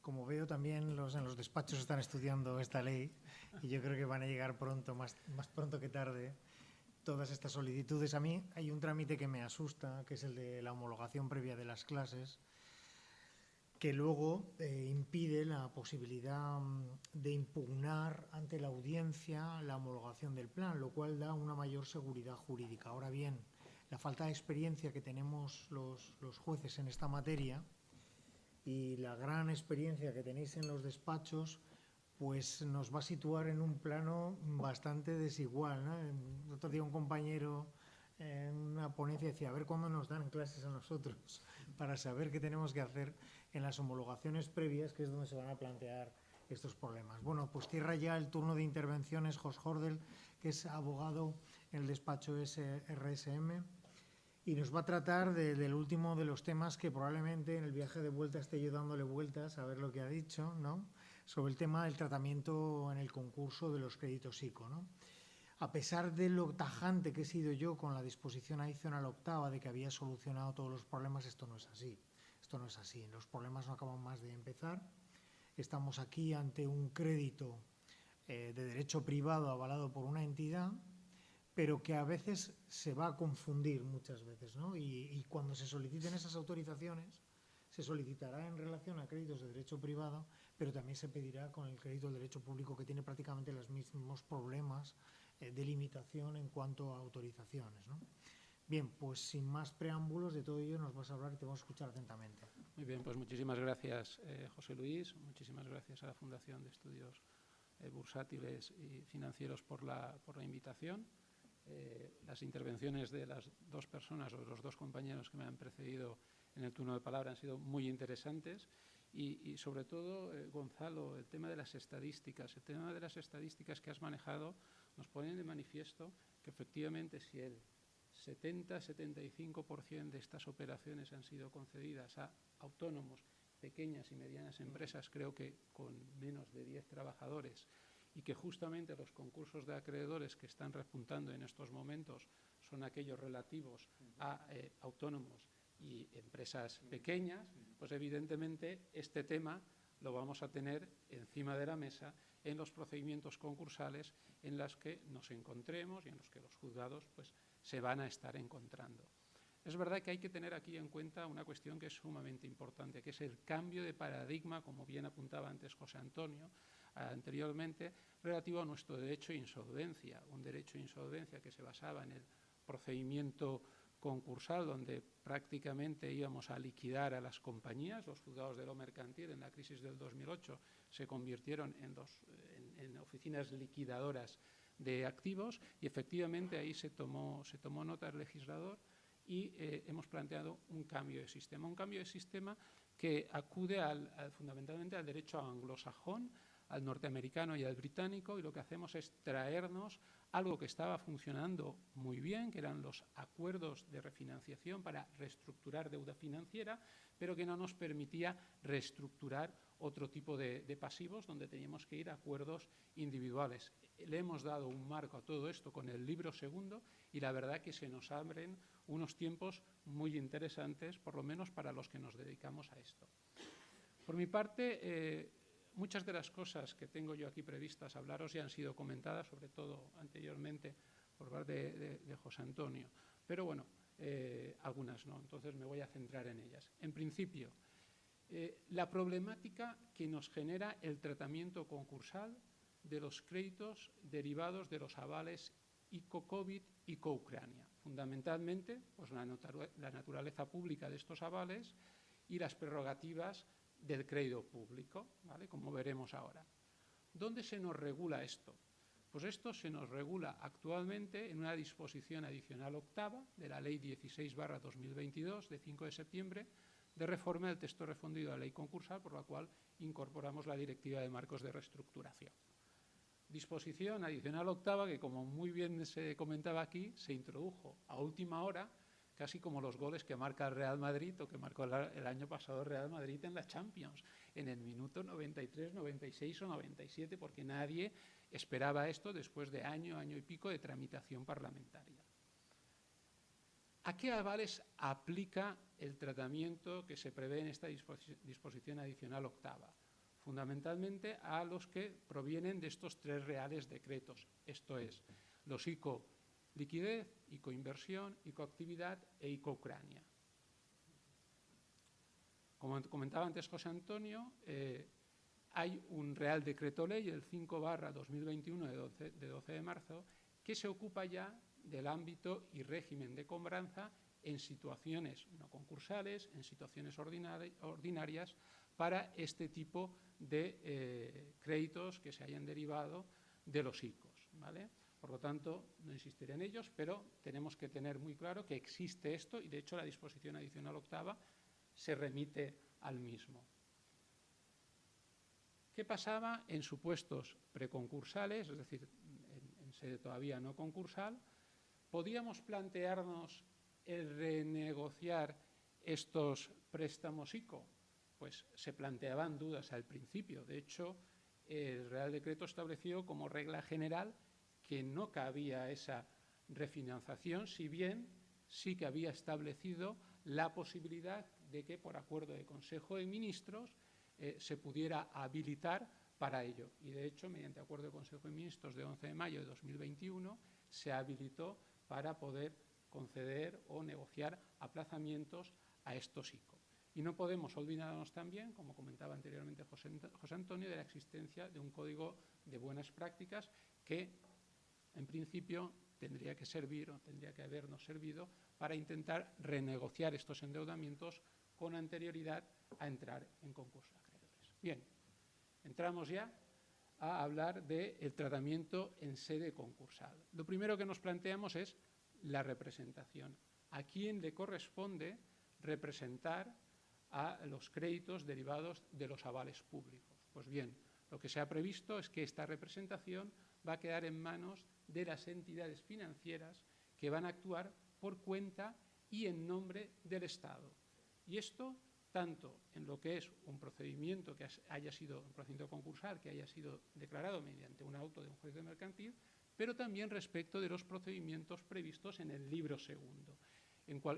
Como hablaba antes José Antonio, en un plan de reorganización también van a ser las entidades financieras quienes representen, en este caso, estos créditos derivados de los avales públicos. A los solos efectos de su intervención en el concurso, independientemente de que se haya iniciado o no la ejecución o se haya pagado al acreedor principal, en caso de autodeclaración de concurso se va a producir la subrogación automática del Ministerio de Asuntos Económicos y de Transformación Digital por la parte del principal que haya avalado. Si ha avalado el 70% del crédito, en un crédito de 100, pues por ese 70% que ha avalado. Por lo tanto, queda resuelto uno de los temas que generaba problemática conforme a esas resoluciones judiciales que había comentado anteriormente José Luis, donde había juzgados que estaban argumentando o que consideraban que era un crédito sometido a una contingencia y, por tanto, el crédito se le reconocía, en este caso, a la entidad financiera, pero no al Ministerio. Claro, esto nos podría generar problemas prácticos, por ejemplo, a la hora de aprobar un convenio, porque, claro, si no hemos reconocido como acreedor al Ministerio, ¿qué entidad financiera va a votar, por ejemplo, un convenio con este crédito? Porque va a perjudicar el aval, con lo cual esto nos lo aclara. La entidad de crédito, además, seguirá representando al conjunto de los créditos derivados de la operación financiera, incluyendo la parte del principal subrogado. Naturaleza de los créditos con aval ICO, ¿vale? No podemos perder de vista que es un crédito de derecho público porque es titularidad del Ministerio. Ahora bien, a efectos concursales, la disposición adicional octava nos dice que es un crédito financiero. A todos los efectos, también para los planes de reorganización, en particular nos dice la disposición adicional octava, incluyendo la formación de clases y la exoneración del pasivo insatisfecho. Ergo, cuando estemos estructurando y configurando las clases en un plan de reestructuración, no se va a considerar como un crédito público, que es una clase específica, conforme al artículo 624-10 del texto de refundido, sino que se le va a considerar crédito financiero.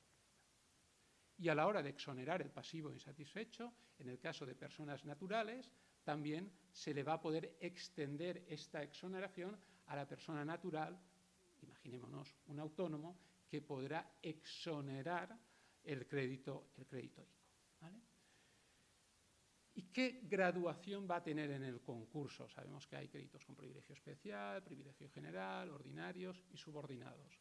Pues se le va a considerar un crédito ordinario a efectos de prelación dentro del procedimiento concursal. Por consiguiente, no va a ser contingente, aunque no se haya ejecutado el aval, y nos dice la disposición adicional octava, dice, sin perjuicio de la existencia de otras garantías otorgadas al crédito principal avalado. En este caso, ostentaría el mismo rango que de este crédito principal no avalado.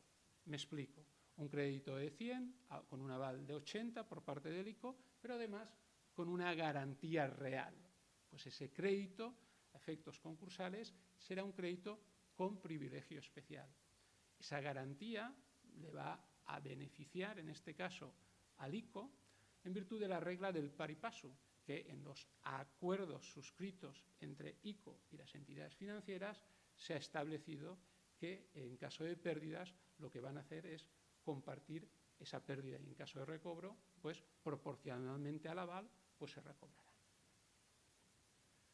Bien, ¿a quién le corresponde dentro de un procedimiento concursal efectuar las comunicaciones, en su caso el ejercicio de derecho de voto o las reclamaciones que fueran oportunas para el reconocimiento y pago de los créditos derivados de estos avales?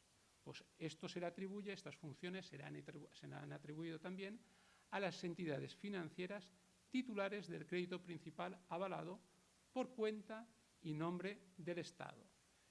En este caso, os comentaba, tenemos que tener en cuenta el Real Decreto Ley 5/2021 y los acuerdos del Consejo de Ministros que lo desarrollan, porque ahí se establecen toda una serie de reglas de cómo tienen que ser estas comunicaciones. Se tiene que efectuar por la totalidad de la operación, de la parte avalada y la parte no avalada, diferenciando y desagregando cada parte del crédito, el avalado y el que no, y además se tiene que efectuar previa supervisión de la abogacía del Estado, que tiene que dar su conformidad. Y una vez que se comunica, se tiene que dar traslado al ICO y a la abogacía del Estado. Bien, como comentaba anteriormente José Antonio, hay una serie de contenido que ha quedado prohibido, que no va a poder contener ni los planes de reestructuración, ni los planes de continuación, ni las propuestas de convenio que puedan afectar a los créditos derivados de estos avalos públicos. Es el cambio de ley aplicable, el cambio de deudor, sin perjuicio de que un tercero, sin liberar al deudor originario, pueda asumir la obligación de pago, la modificación o extinción de las garantías que tuvieran o la capitalización de créditos en acciones o participaciones, en préstamos participativos o en cualquier otro crédito de características o de rangos distintos de aquellos que tuviera el crédito originario.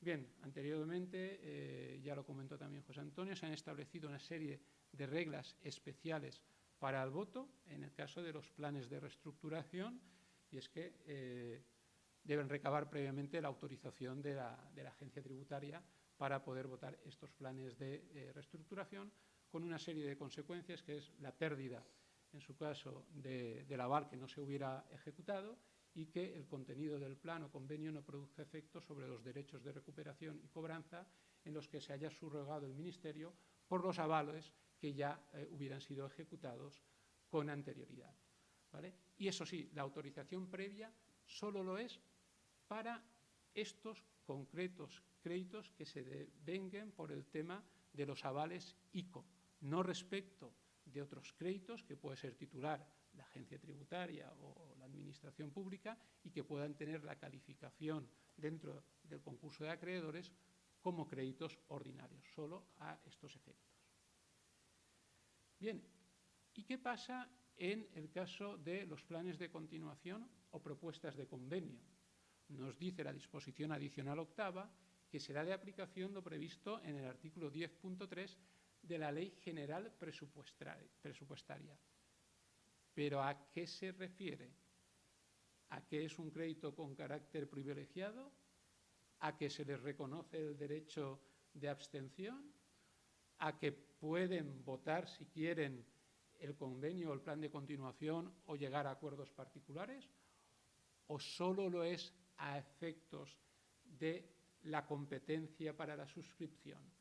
Yo entiendo que, como consecuencia, si hacemos una interpretación sistemática del precepto, justo está en los apartados A, B y C y D, que se refieren al tema de las autorizaciones. Por consiguiente, entiendo que se estaría refiriendo única y exclusivamente a los efectos de determinar quién es el competente para suscribir o votar a favor de esa propuesta de convenio o de ese plan de continuación.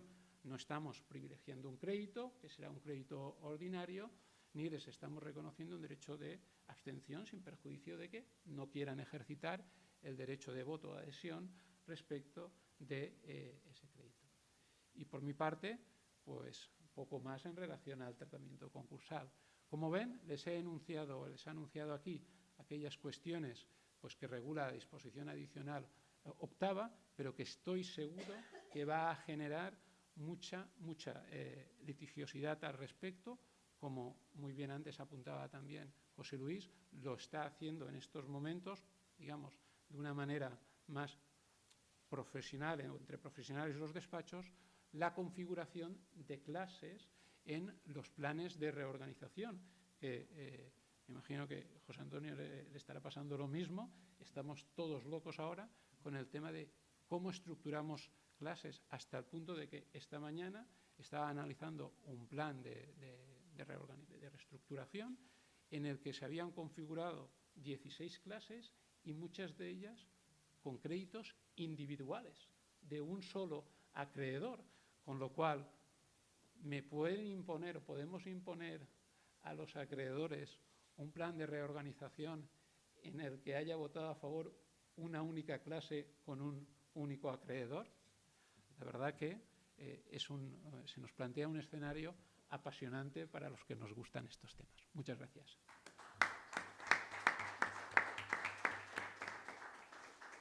Bueno, pues como ven, yo creo que no me equivocaba al principio de esta sesión. Han tocado los ponentes con profundidad y con claridad todos los temas en esta materia, pero eso no quita, como que es una ley que todavía tiene que ser vivida y trabajada, todos los problemas prácticos que se nos pueden dar. La reestructuración, los planes de continuación en microempresas o los convenios van a ser un derecho de casos. No hay ni una sola empresa que sea igual, no va a haber una sola empresa que se reestructure de la misma manera, porque es que tiene que ser así. Además, yo creo que los planes de reestructuración, tal y como vienen impuestos en la directiva, tienen que ser un traje a medida para cada una de las distintas empresas, sobre todo con empresas que sean viables en el corto y medio plazo, que tampoco se nos define en la ley qué es lo que debe entenderse y que la práctica pues nos irá diciendo. Pues si les parece, abrimos un turno de intervenciones para cualquiera de los ponentes.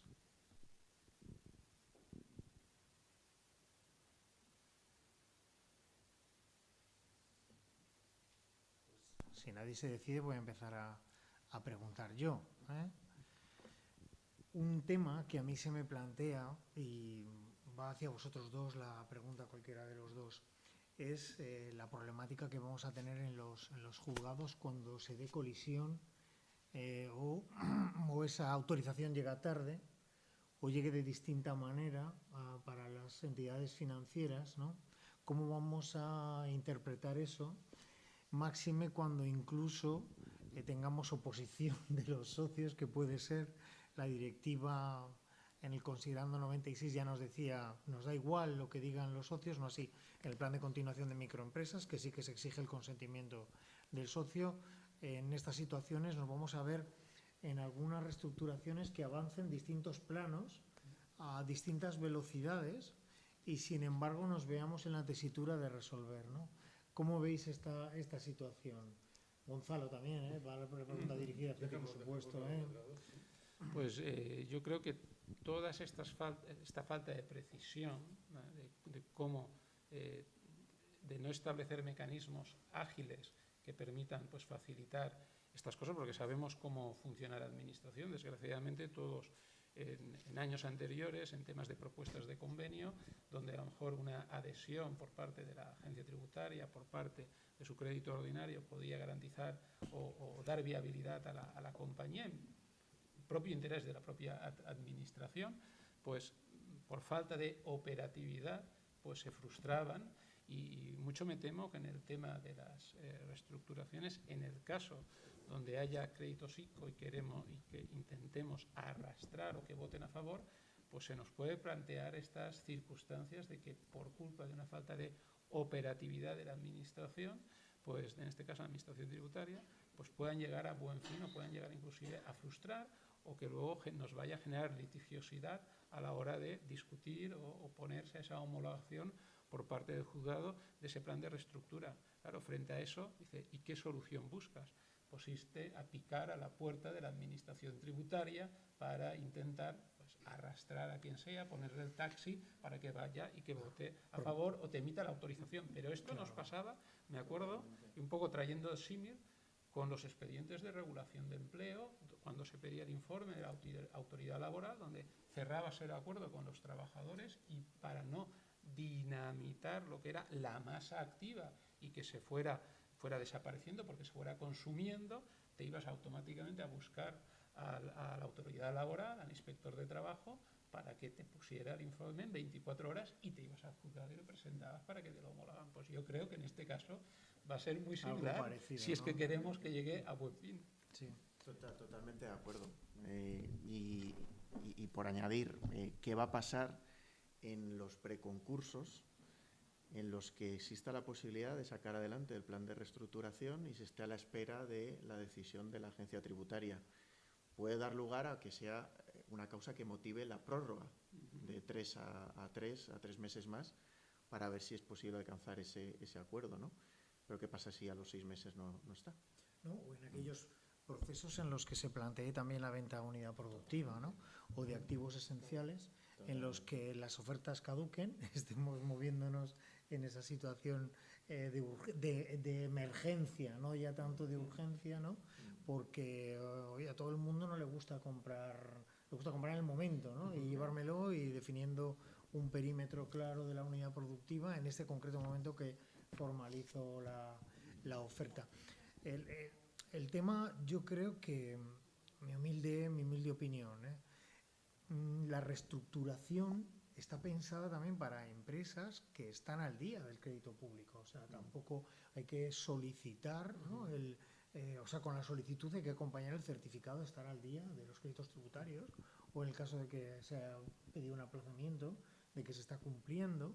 Desde ese punto de vista no me preocupa tanto el crédito público, y sí que me preocupa, por supuesto, el crédito. Yo creo que la disposición adicional octava, y sobre todo también que no está pensada tampoco para planes concurrentes, en el sentido de que plantee un plan el deudor y plantee en otro los acreedores, ¿no? Y que, por ejemplo, el juzgado tenga que plantear un incidente para ver cuál es el que tiene que sacar adelante, y el que le guste al ministerio no sea precisamente el que tenga visos de salir adelante, ¿no? Totalmente.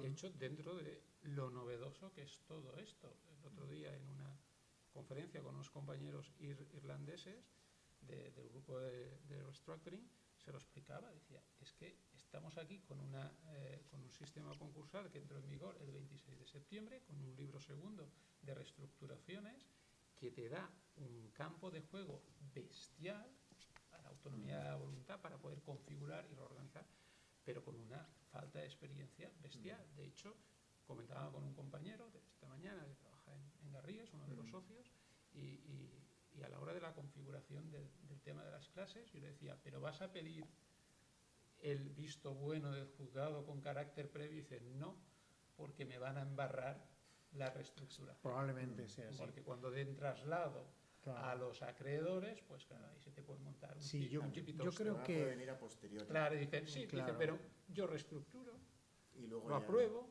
pido la homologación y luego ya a discutir. Sí, puede ser para estos primeros momentos, yo creo que puede ser lo más inteligente, y desde luego nosotros lo vamos a agradecer, o sea, muchísimo, ¿no? En cualquier caso, yo creo que una solicitud de homologación previa de las clases tiene que venir precedida de un periodo intensísimo de negociación y prácticamente con todo el pescado vendido, si se me permite la expresión de ese punto de vista. O también se puede hacer como arma estratégica, de ahí lo que les decía yo a ustedes de los libros estos sobre la guerra, en el sentido que uno plantea la homologación, otro plantea el plan de reestructuración, distintas velocidades, y no estamos preparados con la norma que tenemos para solucionar estos problemas. Teniendo en cuenta que uno de los mandatos de la reforma también es el intentar agilizar los procedimientos concursales al máximo. Exactamente. O sea, no sé, José Luis, qué opináis en la judicatura del plazo máximo de 1 año para tramitar un concurso, y que ahora tengas que presentar la propuesta de convenio a los 15 días de haber presentado el administrador concursal y el informe provisional.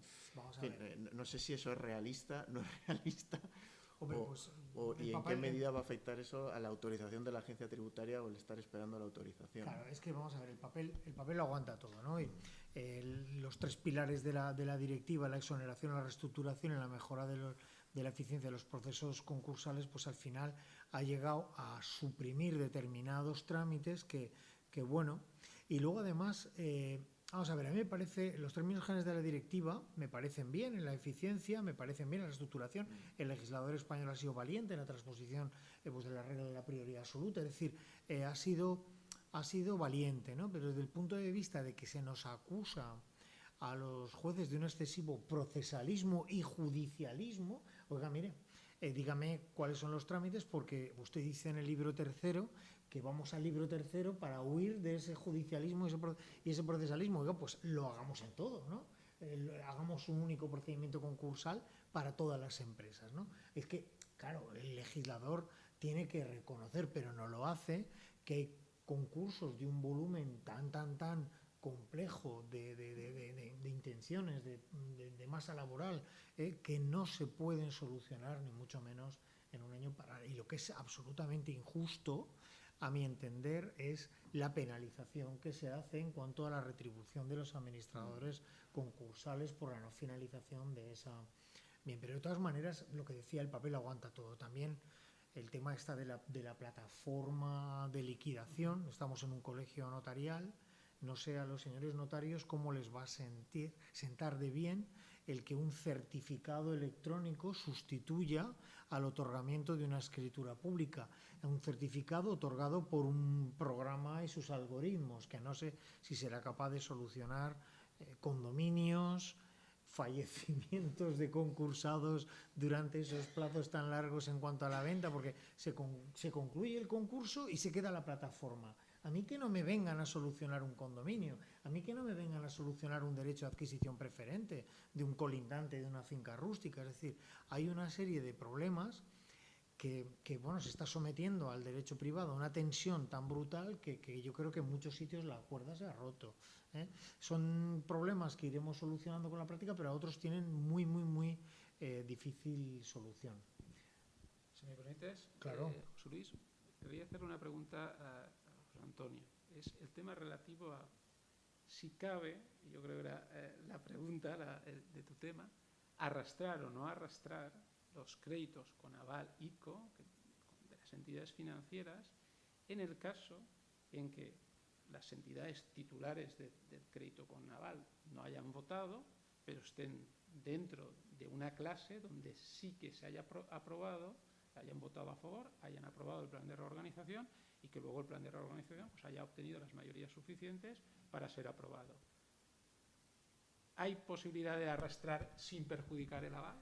Ese va a ser uno de los temas fundamentales que tendrán que analizar en los juzgados de lo mercantil, ¿no? Pero en mi opinión sí. En mi opinión sí. O sea, tanto si forma parte de una clase en la que no tenga la minoría de bloqueo suficiente como para impedir que esa clase vote a favor, como si forma parte de una clase separada y se ve arrastrada por el juego de las mayorías que comentábamos antes, ¿no? Yo creo que habrá que estar también en esa clase a ver si, por ejemplo, la agencia tributaria ha autorizado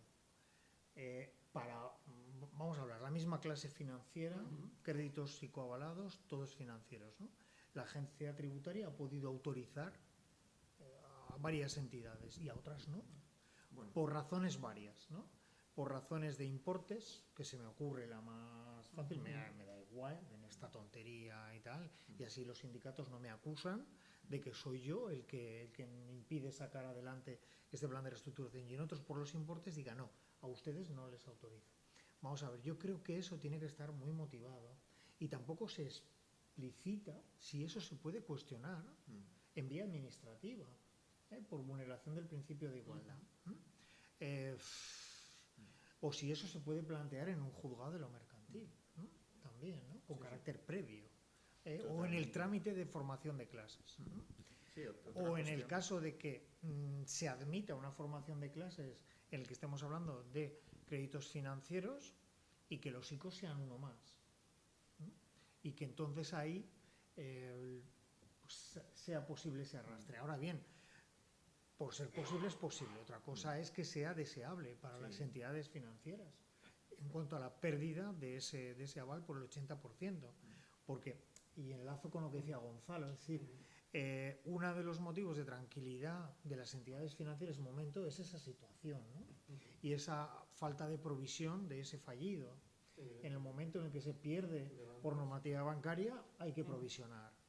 30% creo, ¿no? Que estamos hablando. Sí, con lo cual tenemos al Banco de España inmediatamente detrás que decir, ojo, no te cargues el sistema. Claro. El tema es una situación en la que se van a mezclar también criterios políticos, económicos y administrativos. O sea, es una situación diabólica, la Sí, verdad. la casuística va a ser variada. O sea, en Sí. principio, en la teoría yo diría que se puede hacer. Otra Sí. cosa es que ya estemos ante situaciones como la que describía José Luis, ¿no? La que incluso haya vulneraciones del principio de igualdad porque a un acreedor Claro. sí y a otro acreedor Y no. luego otra para un pregunta. mismo deudor. Cuando se aprueba el régimen de cobranza, el Real Decreto 5/2021, ahí sí que se prevé que los créditos derivados de los avales ICO sean considerados bien crédito financiero, con la calificación de ordinario, que se pueda ver afectado por los acuerdos extrajudiciales de pago y por los acuerdos de refinanciación. Es decir, ahí había unas reglas del juego que han cambiado completamente a última hora con la introducción de la disposición adicional octava. ¿Hasta qué punto esa actuación del legislador no afecta ya a unos derechos adquiridos, en este caso a las entidades financieras, para no verse perjudicadas en el tema de su aval en caso de que votaran favorablemente a un acuerdo de a un plan de reorganización? Claro, ahí se generan también una serie de cuestiones. Sí, vamos a, en definitiva, y para los titulares de estos de prensa que gustan tanto, lo que vamos a tener es que el malo de la película va a ser siempre y en todo lugar la agencia tributaria. Yo creo que las entidades bancarias van a lanzar a presionar a quien tengan que lanzar y habrá una manifestación no delante del banco, como eran antes, sino delante de la sede de la delegación de la Administración Tributaria, diciendo, oiga, autoricen a los bancos a negociar porque perdemos 500 puestos de trabajo o, no lo sé, que no pase, pero alguna multinacional que diga, oiga, necesito un marco más estable, necesito hacer una reestructuración operativa porque no me funciona esto. Oiga, mire, póngase las pilas y va a ser una negociación con el político de turno en ese momento. Y a lo mejor se utiliza también como la enésima patada hacia adelante. También, Es decir, también un real decreto ley que comentabas no, tú. o prefiero que el banco le dé la autorización o a la aprobación al plan de reestructuración con tal de que no se active la ejecución del aval. Correcto. Claro. Y en una situación en la que a lo mejor la agencia tributaria hubiera sido mucho más dubitativa, esté dando autorizaciones. Se me ocurre, porque si al final llegamos a las cifras que planteaba Gonzalo, el Estado no sé si está en condiciones de asumir esos 23.000 millones. Es que te cargan los presupuestos. Y entonces puede que sea mucho mejor La partida es brutal. agilizar la aprobación, o sea, incluso forzar a la entidad financiera a que dé su ok antes de vernos en una vía de ejecución de avales. ¿Que sería la enésima patada hacia adelante y que dentro de 2 o 3 años volveríamos a estar en la misma situación? Pues posiblemente, ¿no? Pero a lo mejor por el camino hemos salvado algunas compañías, ¿no? Sí. Veremos. Muy bien, sí, una cuestión. Buenas tardes. A ver, a mí me surge una duda al hilo de lo que ha comentado José Luis, que me está rondando ya hace un ratito. ¿La autorización de la agencia tributaria es una decisión absolutamente discrecional por su parte o está sometido a algún tipo de norma con alguna visibilidad? Quiero decir, ¿es aplicable lo de la Ley General Presupuestaria que has puesto al hilo en una de las transparencias al final? ¿O estamos vendidos, y lo que diga Su Excelencia la Administración Tributaria? Una pregunta que me rondaba y que veo que no termina de llegar. Y lo segundo, una reflexión. En mi praxis profesional lo que me estoy encontrando es entidades financieras empujando a los clientes hacia el concurso, pero a puntapiés, denegando prórrogas de los 3 meses y haciendo todo tipo de argucias para empujarlos al concurso, dar por vencido el tema, ejecutar garantías paralelas, etcétera, etcétera, por si sirve, no sé, al debate o a la reflexión. Gracias y enhorabuena por las... Estoy totalmente de acuerdo. Empezando por la segunda, desgraciadamente estamos acostumbrados a que las entidades financieras son poco proclives a llegar a acuerdos en un escenario preconcursal y que prefieren llevar a concurso y que al final la solución sea, pues oye, se ha liquidado, se ha obtenido un precio, esto lo ha dicho el juez de lo mercantil, antes que tener que defender una posición en un comité interno de un banco para dar su ok a una propuesta que pueda hacer un deudor. Que eso vaya a cambiar, pues no sé si con el hecho de tener el aval del ICO les puede empujar a una u otra situación. Ojalá cambie, porque eso sin duda propiciará los acuerdos con los deudores, ¿no? El otro día, en una charla sobre reestructuración, se levantó un profesional y me preguntó: oiga, es que esto de la reestructuración, pero ¿usted qué está hablando aquí? Usted se lo está creyendo. Si no podemos obligar a los bancos a negociar. Esto es igual que el acuerdo extrajudicial de pagos que llevaba el concurso consecutivo y tal. Oiga, mire, pues no es lo mismo. O sea, no es lo mismo. Es decir, la entidad está forzando que yo vaya al concurso. Si lo hace de buena fe es porque sabe que mi empresa no es viable, o mi actividad, porque la reestructuración está pensada para empresas viables en el medio y corto plazo.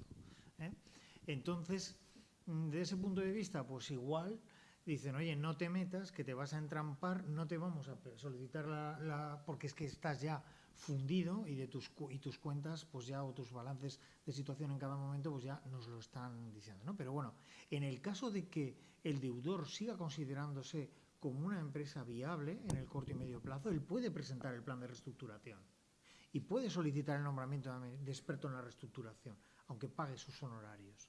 Es decir, y entonces los deudores ya están, los acreedores, perdón, ya están en la posición de oponerse y demostrar esa situación, ¿vale? Que no merece la pena ser reestructurada, porque no es viable. Entonces, esto ya es un juego de teorías económicas o teoría de juegos, ¿no? Es decir, ahora mire, sí, en este escenario, en este teatro de operaciones, sí, si esto se da, no. Es decir, siempre habrá motivo de discusión, lo cual ya es un avance. Y es que además, ojo, ¿por qué no iban las entidades financieras al acuerdo extrajudicial de pagos en un consecutivo? Pues porque sabían que iban a la liquidación y ya está. ¿Y para qué vamos a hacer una reunión que lo que queremos es que te liquides? Es decir, el tema era complicadísimo, pero bueno, ese deudor también podía, estaba impedido de presentar en el consecutivo un convenio anticipado, ¿no? Ahora eso ya ha desaparecido, ¿no? Con lo cual, pues bueno, el escenario es distinto. Y los malos de la película son ellos. Y ya por último, en cuanto a la decisión de avalar a unos, o sea, de votar a favor, de autorizar a unos o autorizar a otros, el Ministerio es una entidad de derecho público, como tal, sujeta sus decisiones al derecho administrativo. Y entre los principios está el de motivación de los actos administrativos, ¿no? Y so pena de la nulidad o la anulabilidad. ¿Cuál es la solución para eso? No decir nada, llegar tarde a todos los sitios, ¿vale? Y si apoya a uno lo tendrá que motivar, pero claro, por defecto tendrá que decir a los otros que no. Entonces, ¿cuál es el temor que tenemos todos? De que no digan nada. O de cuando lo digan ya sea algo innecesario porque ya se ha pedido el concurso necesario, si no ha salido adelante, o se ha perdido el concurso voluntario. Es decir, es un tema que veremos a ver la práctica qué es lo que nos dice. De hecho, si te das cuenta, en la última transparencia, en la última slide, lo que te pone es lo que puedo hacer. Tengo, en este caso, la Ley Presupuestaria lo que le dice es que usted tiene un crédito privilegiado, tiene un derecho a abstención y o puede votar a favor del acuerdo colectivo que se le ofrezca en un procedimiento concursal, o puede llegar a un acuerdo particular, evidentemente siempre bajo los paraguas del derecho administrativo, con los plazos máximos de fraccionamiento, etcétera, y con las garantías correspondientes. No dice nada más, no te dice si es obligado o no es obligado, si hay determinados supuestos en que sí o que no. Eso es así. Y el gran problema que tenemos muchas veces para que no funcionen los procedimientos de reestructuración es el momento. Hay una cosa que llaman los anglosajones, que es el timing problem, que es el problema o el momento en que tú eres consciente de que debes empezar a adoptar medidas para empezar a reestructurar tu compañía, que desgraciadamente aquí en España pues muchas veces nos encontramos ya que el empresario toma la decisión en el último momento y en el último minuto, y ahí es en cualquier caso muy complicado. O sea, yo en eso sí que tengo un sesgo. Yo solo veo insolventes en mi juzgado. Yo nunca he visto una insolvencia inminente ni una probabilidad de insolvencia. Eso entra dentro de la ciencia económica, ¿no? El prever que tengo que reestructurar a 2 años vista, vamos a ver, es una decisión muy valiente del empresario, ¿no? Porque igual tengo un contrato fenomenal y me hacen pedidos y lo que no sé es que la que me hace los pedidos está en preconcurso ya o en situación de insolvencia y no me va a pagar. Claro, es que esto, la información es todo el sistema de alertas tempranas que hemos diseñado pues es bastante deficiente.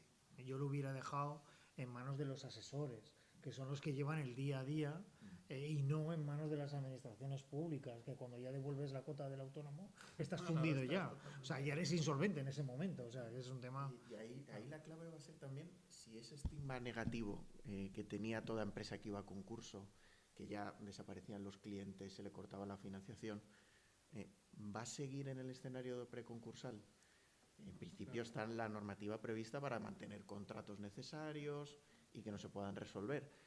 Pero si al final lo que hemos hecho es que el estigma negativo lo adelantamos también a la fase preconcursal, poco vamos a sacar, ¿no? Es que lo que hablábamos con lo de las noticias periodísticas es que ahora es noticia quién pide un preconcurso. Entonces los estamos tratando absolutamente de manera reservada, porque tampoco queremos que se comunique ese estigma a las sociedades que quieren reestructurar, ¿no? Pero ¿qué pasa ahora desde el punto de vista de los juzgados mercantiles? Antes, más o menos, sabíamos el trabajo que íbamos a tener, de conformidad con las comunicaciones del 5 bis o 583 posterior. Sabíamos que iba a venir una cascada, pues mira, este semestre se nos vienen aquí lo menos 20 empresas, tal, ¿no? Ahora no, ahora nos van a venir de golpe. No sabemos quién va quién está en dificultades y quién va a optar no por la reestructuración sino por el concurso directamente. No, pero por lo que decíais, realmente herramientas hay, ¿eh? Sí. Los mapas de riesgos que se ponen en marcha en las empresas evidentemente evidencian situaciones de riesgo potencial o por horquillas de riesgos, o hay una herramienta que se ha utilizado mucho en pandemia, que es el test de estrés, que se aplicó a la banca, pero aplicado a empresa. Al final es un modelo económico en el cual sí que te da una horquilla en la que dices, bueno, hay una altísima probabilidad de que puedas entrar en situación irregular, concentración de ventas, concentración de deudores, concentración de riesgos, etc. Que sí que los tienes, ¿no? Hay veces que incluso en el mapa de riesgos, es seguros que no tienes contratados que cubran contingencias casi probables, ¿no? que pudieran haber, ¿no? Entonces sí que las hay. Lo que pasa es que la utilidad que vayamos a tener o no, y realmente lo que dices, pones en alerta y tal y como estamos ya te lo has cargado. Claro. Porque cuando empiezas no, pero es de una valentía del empresario que acuda, por ejemplo, a un preconcurso en un escenario de probabilidad e insolvencia. ¿Qué pasa si luego no consigue el acuerdo que le permita obtener un plan de reestructuración? Pues complicado, ¿eh? ¿Con qué estigma se va a quedar? Tiene todo el mundo ahí y el crédito comercial va a decir, uy, no has conseguido una reestructuración, ¿tú qué Hablamos mucho de banca, pero hablamos de crédito de caución, de CESTE y compañía, que es mucho más peligroso en todo esto, ¿eh? Que cuando hay corte de suministro, y en estos momentos el nivel de aseguramiento de riesgos es altísimo por parte de las compañías, ¿no? Entonces, en el momento, el gran miedo que tienes es, en estos momentos, asesor e informa, crédito de caución, y CESTE. Como te cargan el rating ahí, lo llevas mal. En cualquier caso, vamos a ver, a mí se me plantea de concursos que han ido a liquidación que perfectamente podían haber subido una reestructuración. Por ejemplo, yo llevé un concurso de una sociedad concesionaria de un parking en el que vencía la concesión municipal, o no, era del puerto, vencía la concesión en 5 años, ¿no? Y fueron a concurso. Pues esa empresa, sabiendo que en 5 años se quedaba sin actividad, si no le renovaban que iba a haber otra licitación pública y es probable que se lo quitaran de en medio, pues sí que es una empresa que puede decir, bueno, voy a ir a la reestructuración con muchísimo tiempo, y voy a intentar incluso otras licitaciones, ¿no? Es decir, todo dependerá de la credibilidad del plan de reestructuración que se presente, porque igual una empresa presenta un mal plan de reestructuración y no sale adelante porque es malo, no por otra cosa, porque no es real, porque no plantea reducciones operativas, porque no plantea olvidar determinadas líneas de negocio. Es decir, es que en eso está el arte de ustedes, no el nuestro, porque al final lo que tienen que convencer es los profesionales, a los acreedores y a las entidades públicas de que eso tiene una viabilidad, pero con una reestructuración real, o sea, sincera más bien, podríamos decir, ¿no? Bien, ¿alguna otra cuestión? Pues si os parece, damos por finalizada la sesión y un aplauso para los ponentes y los despedimos.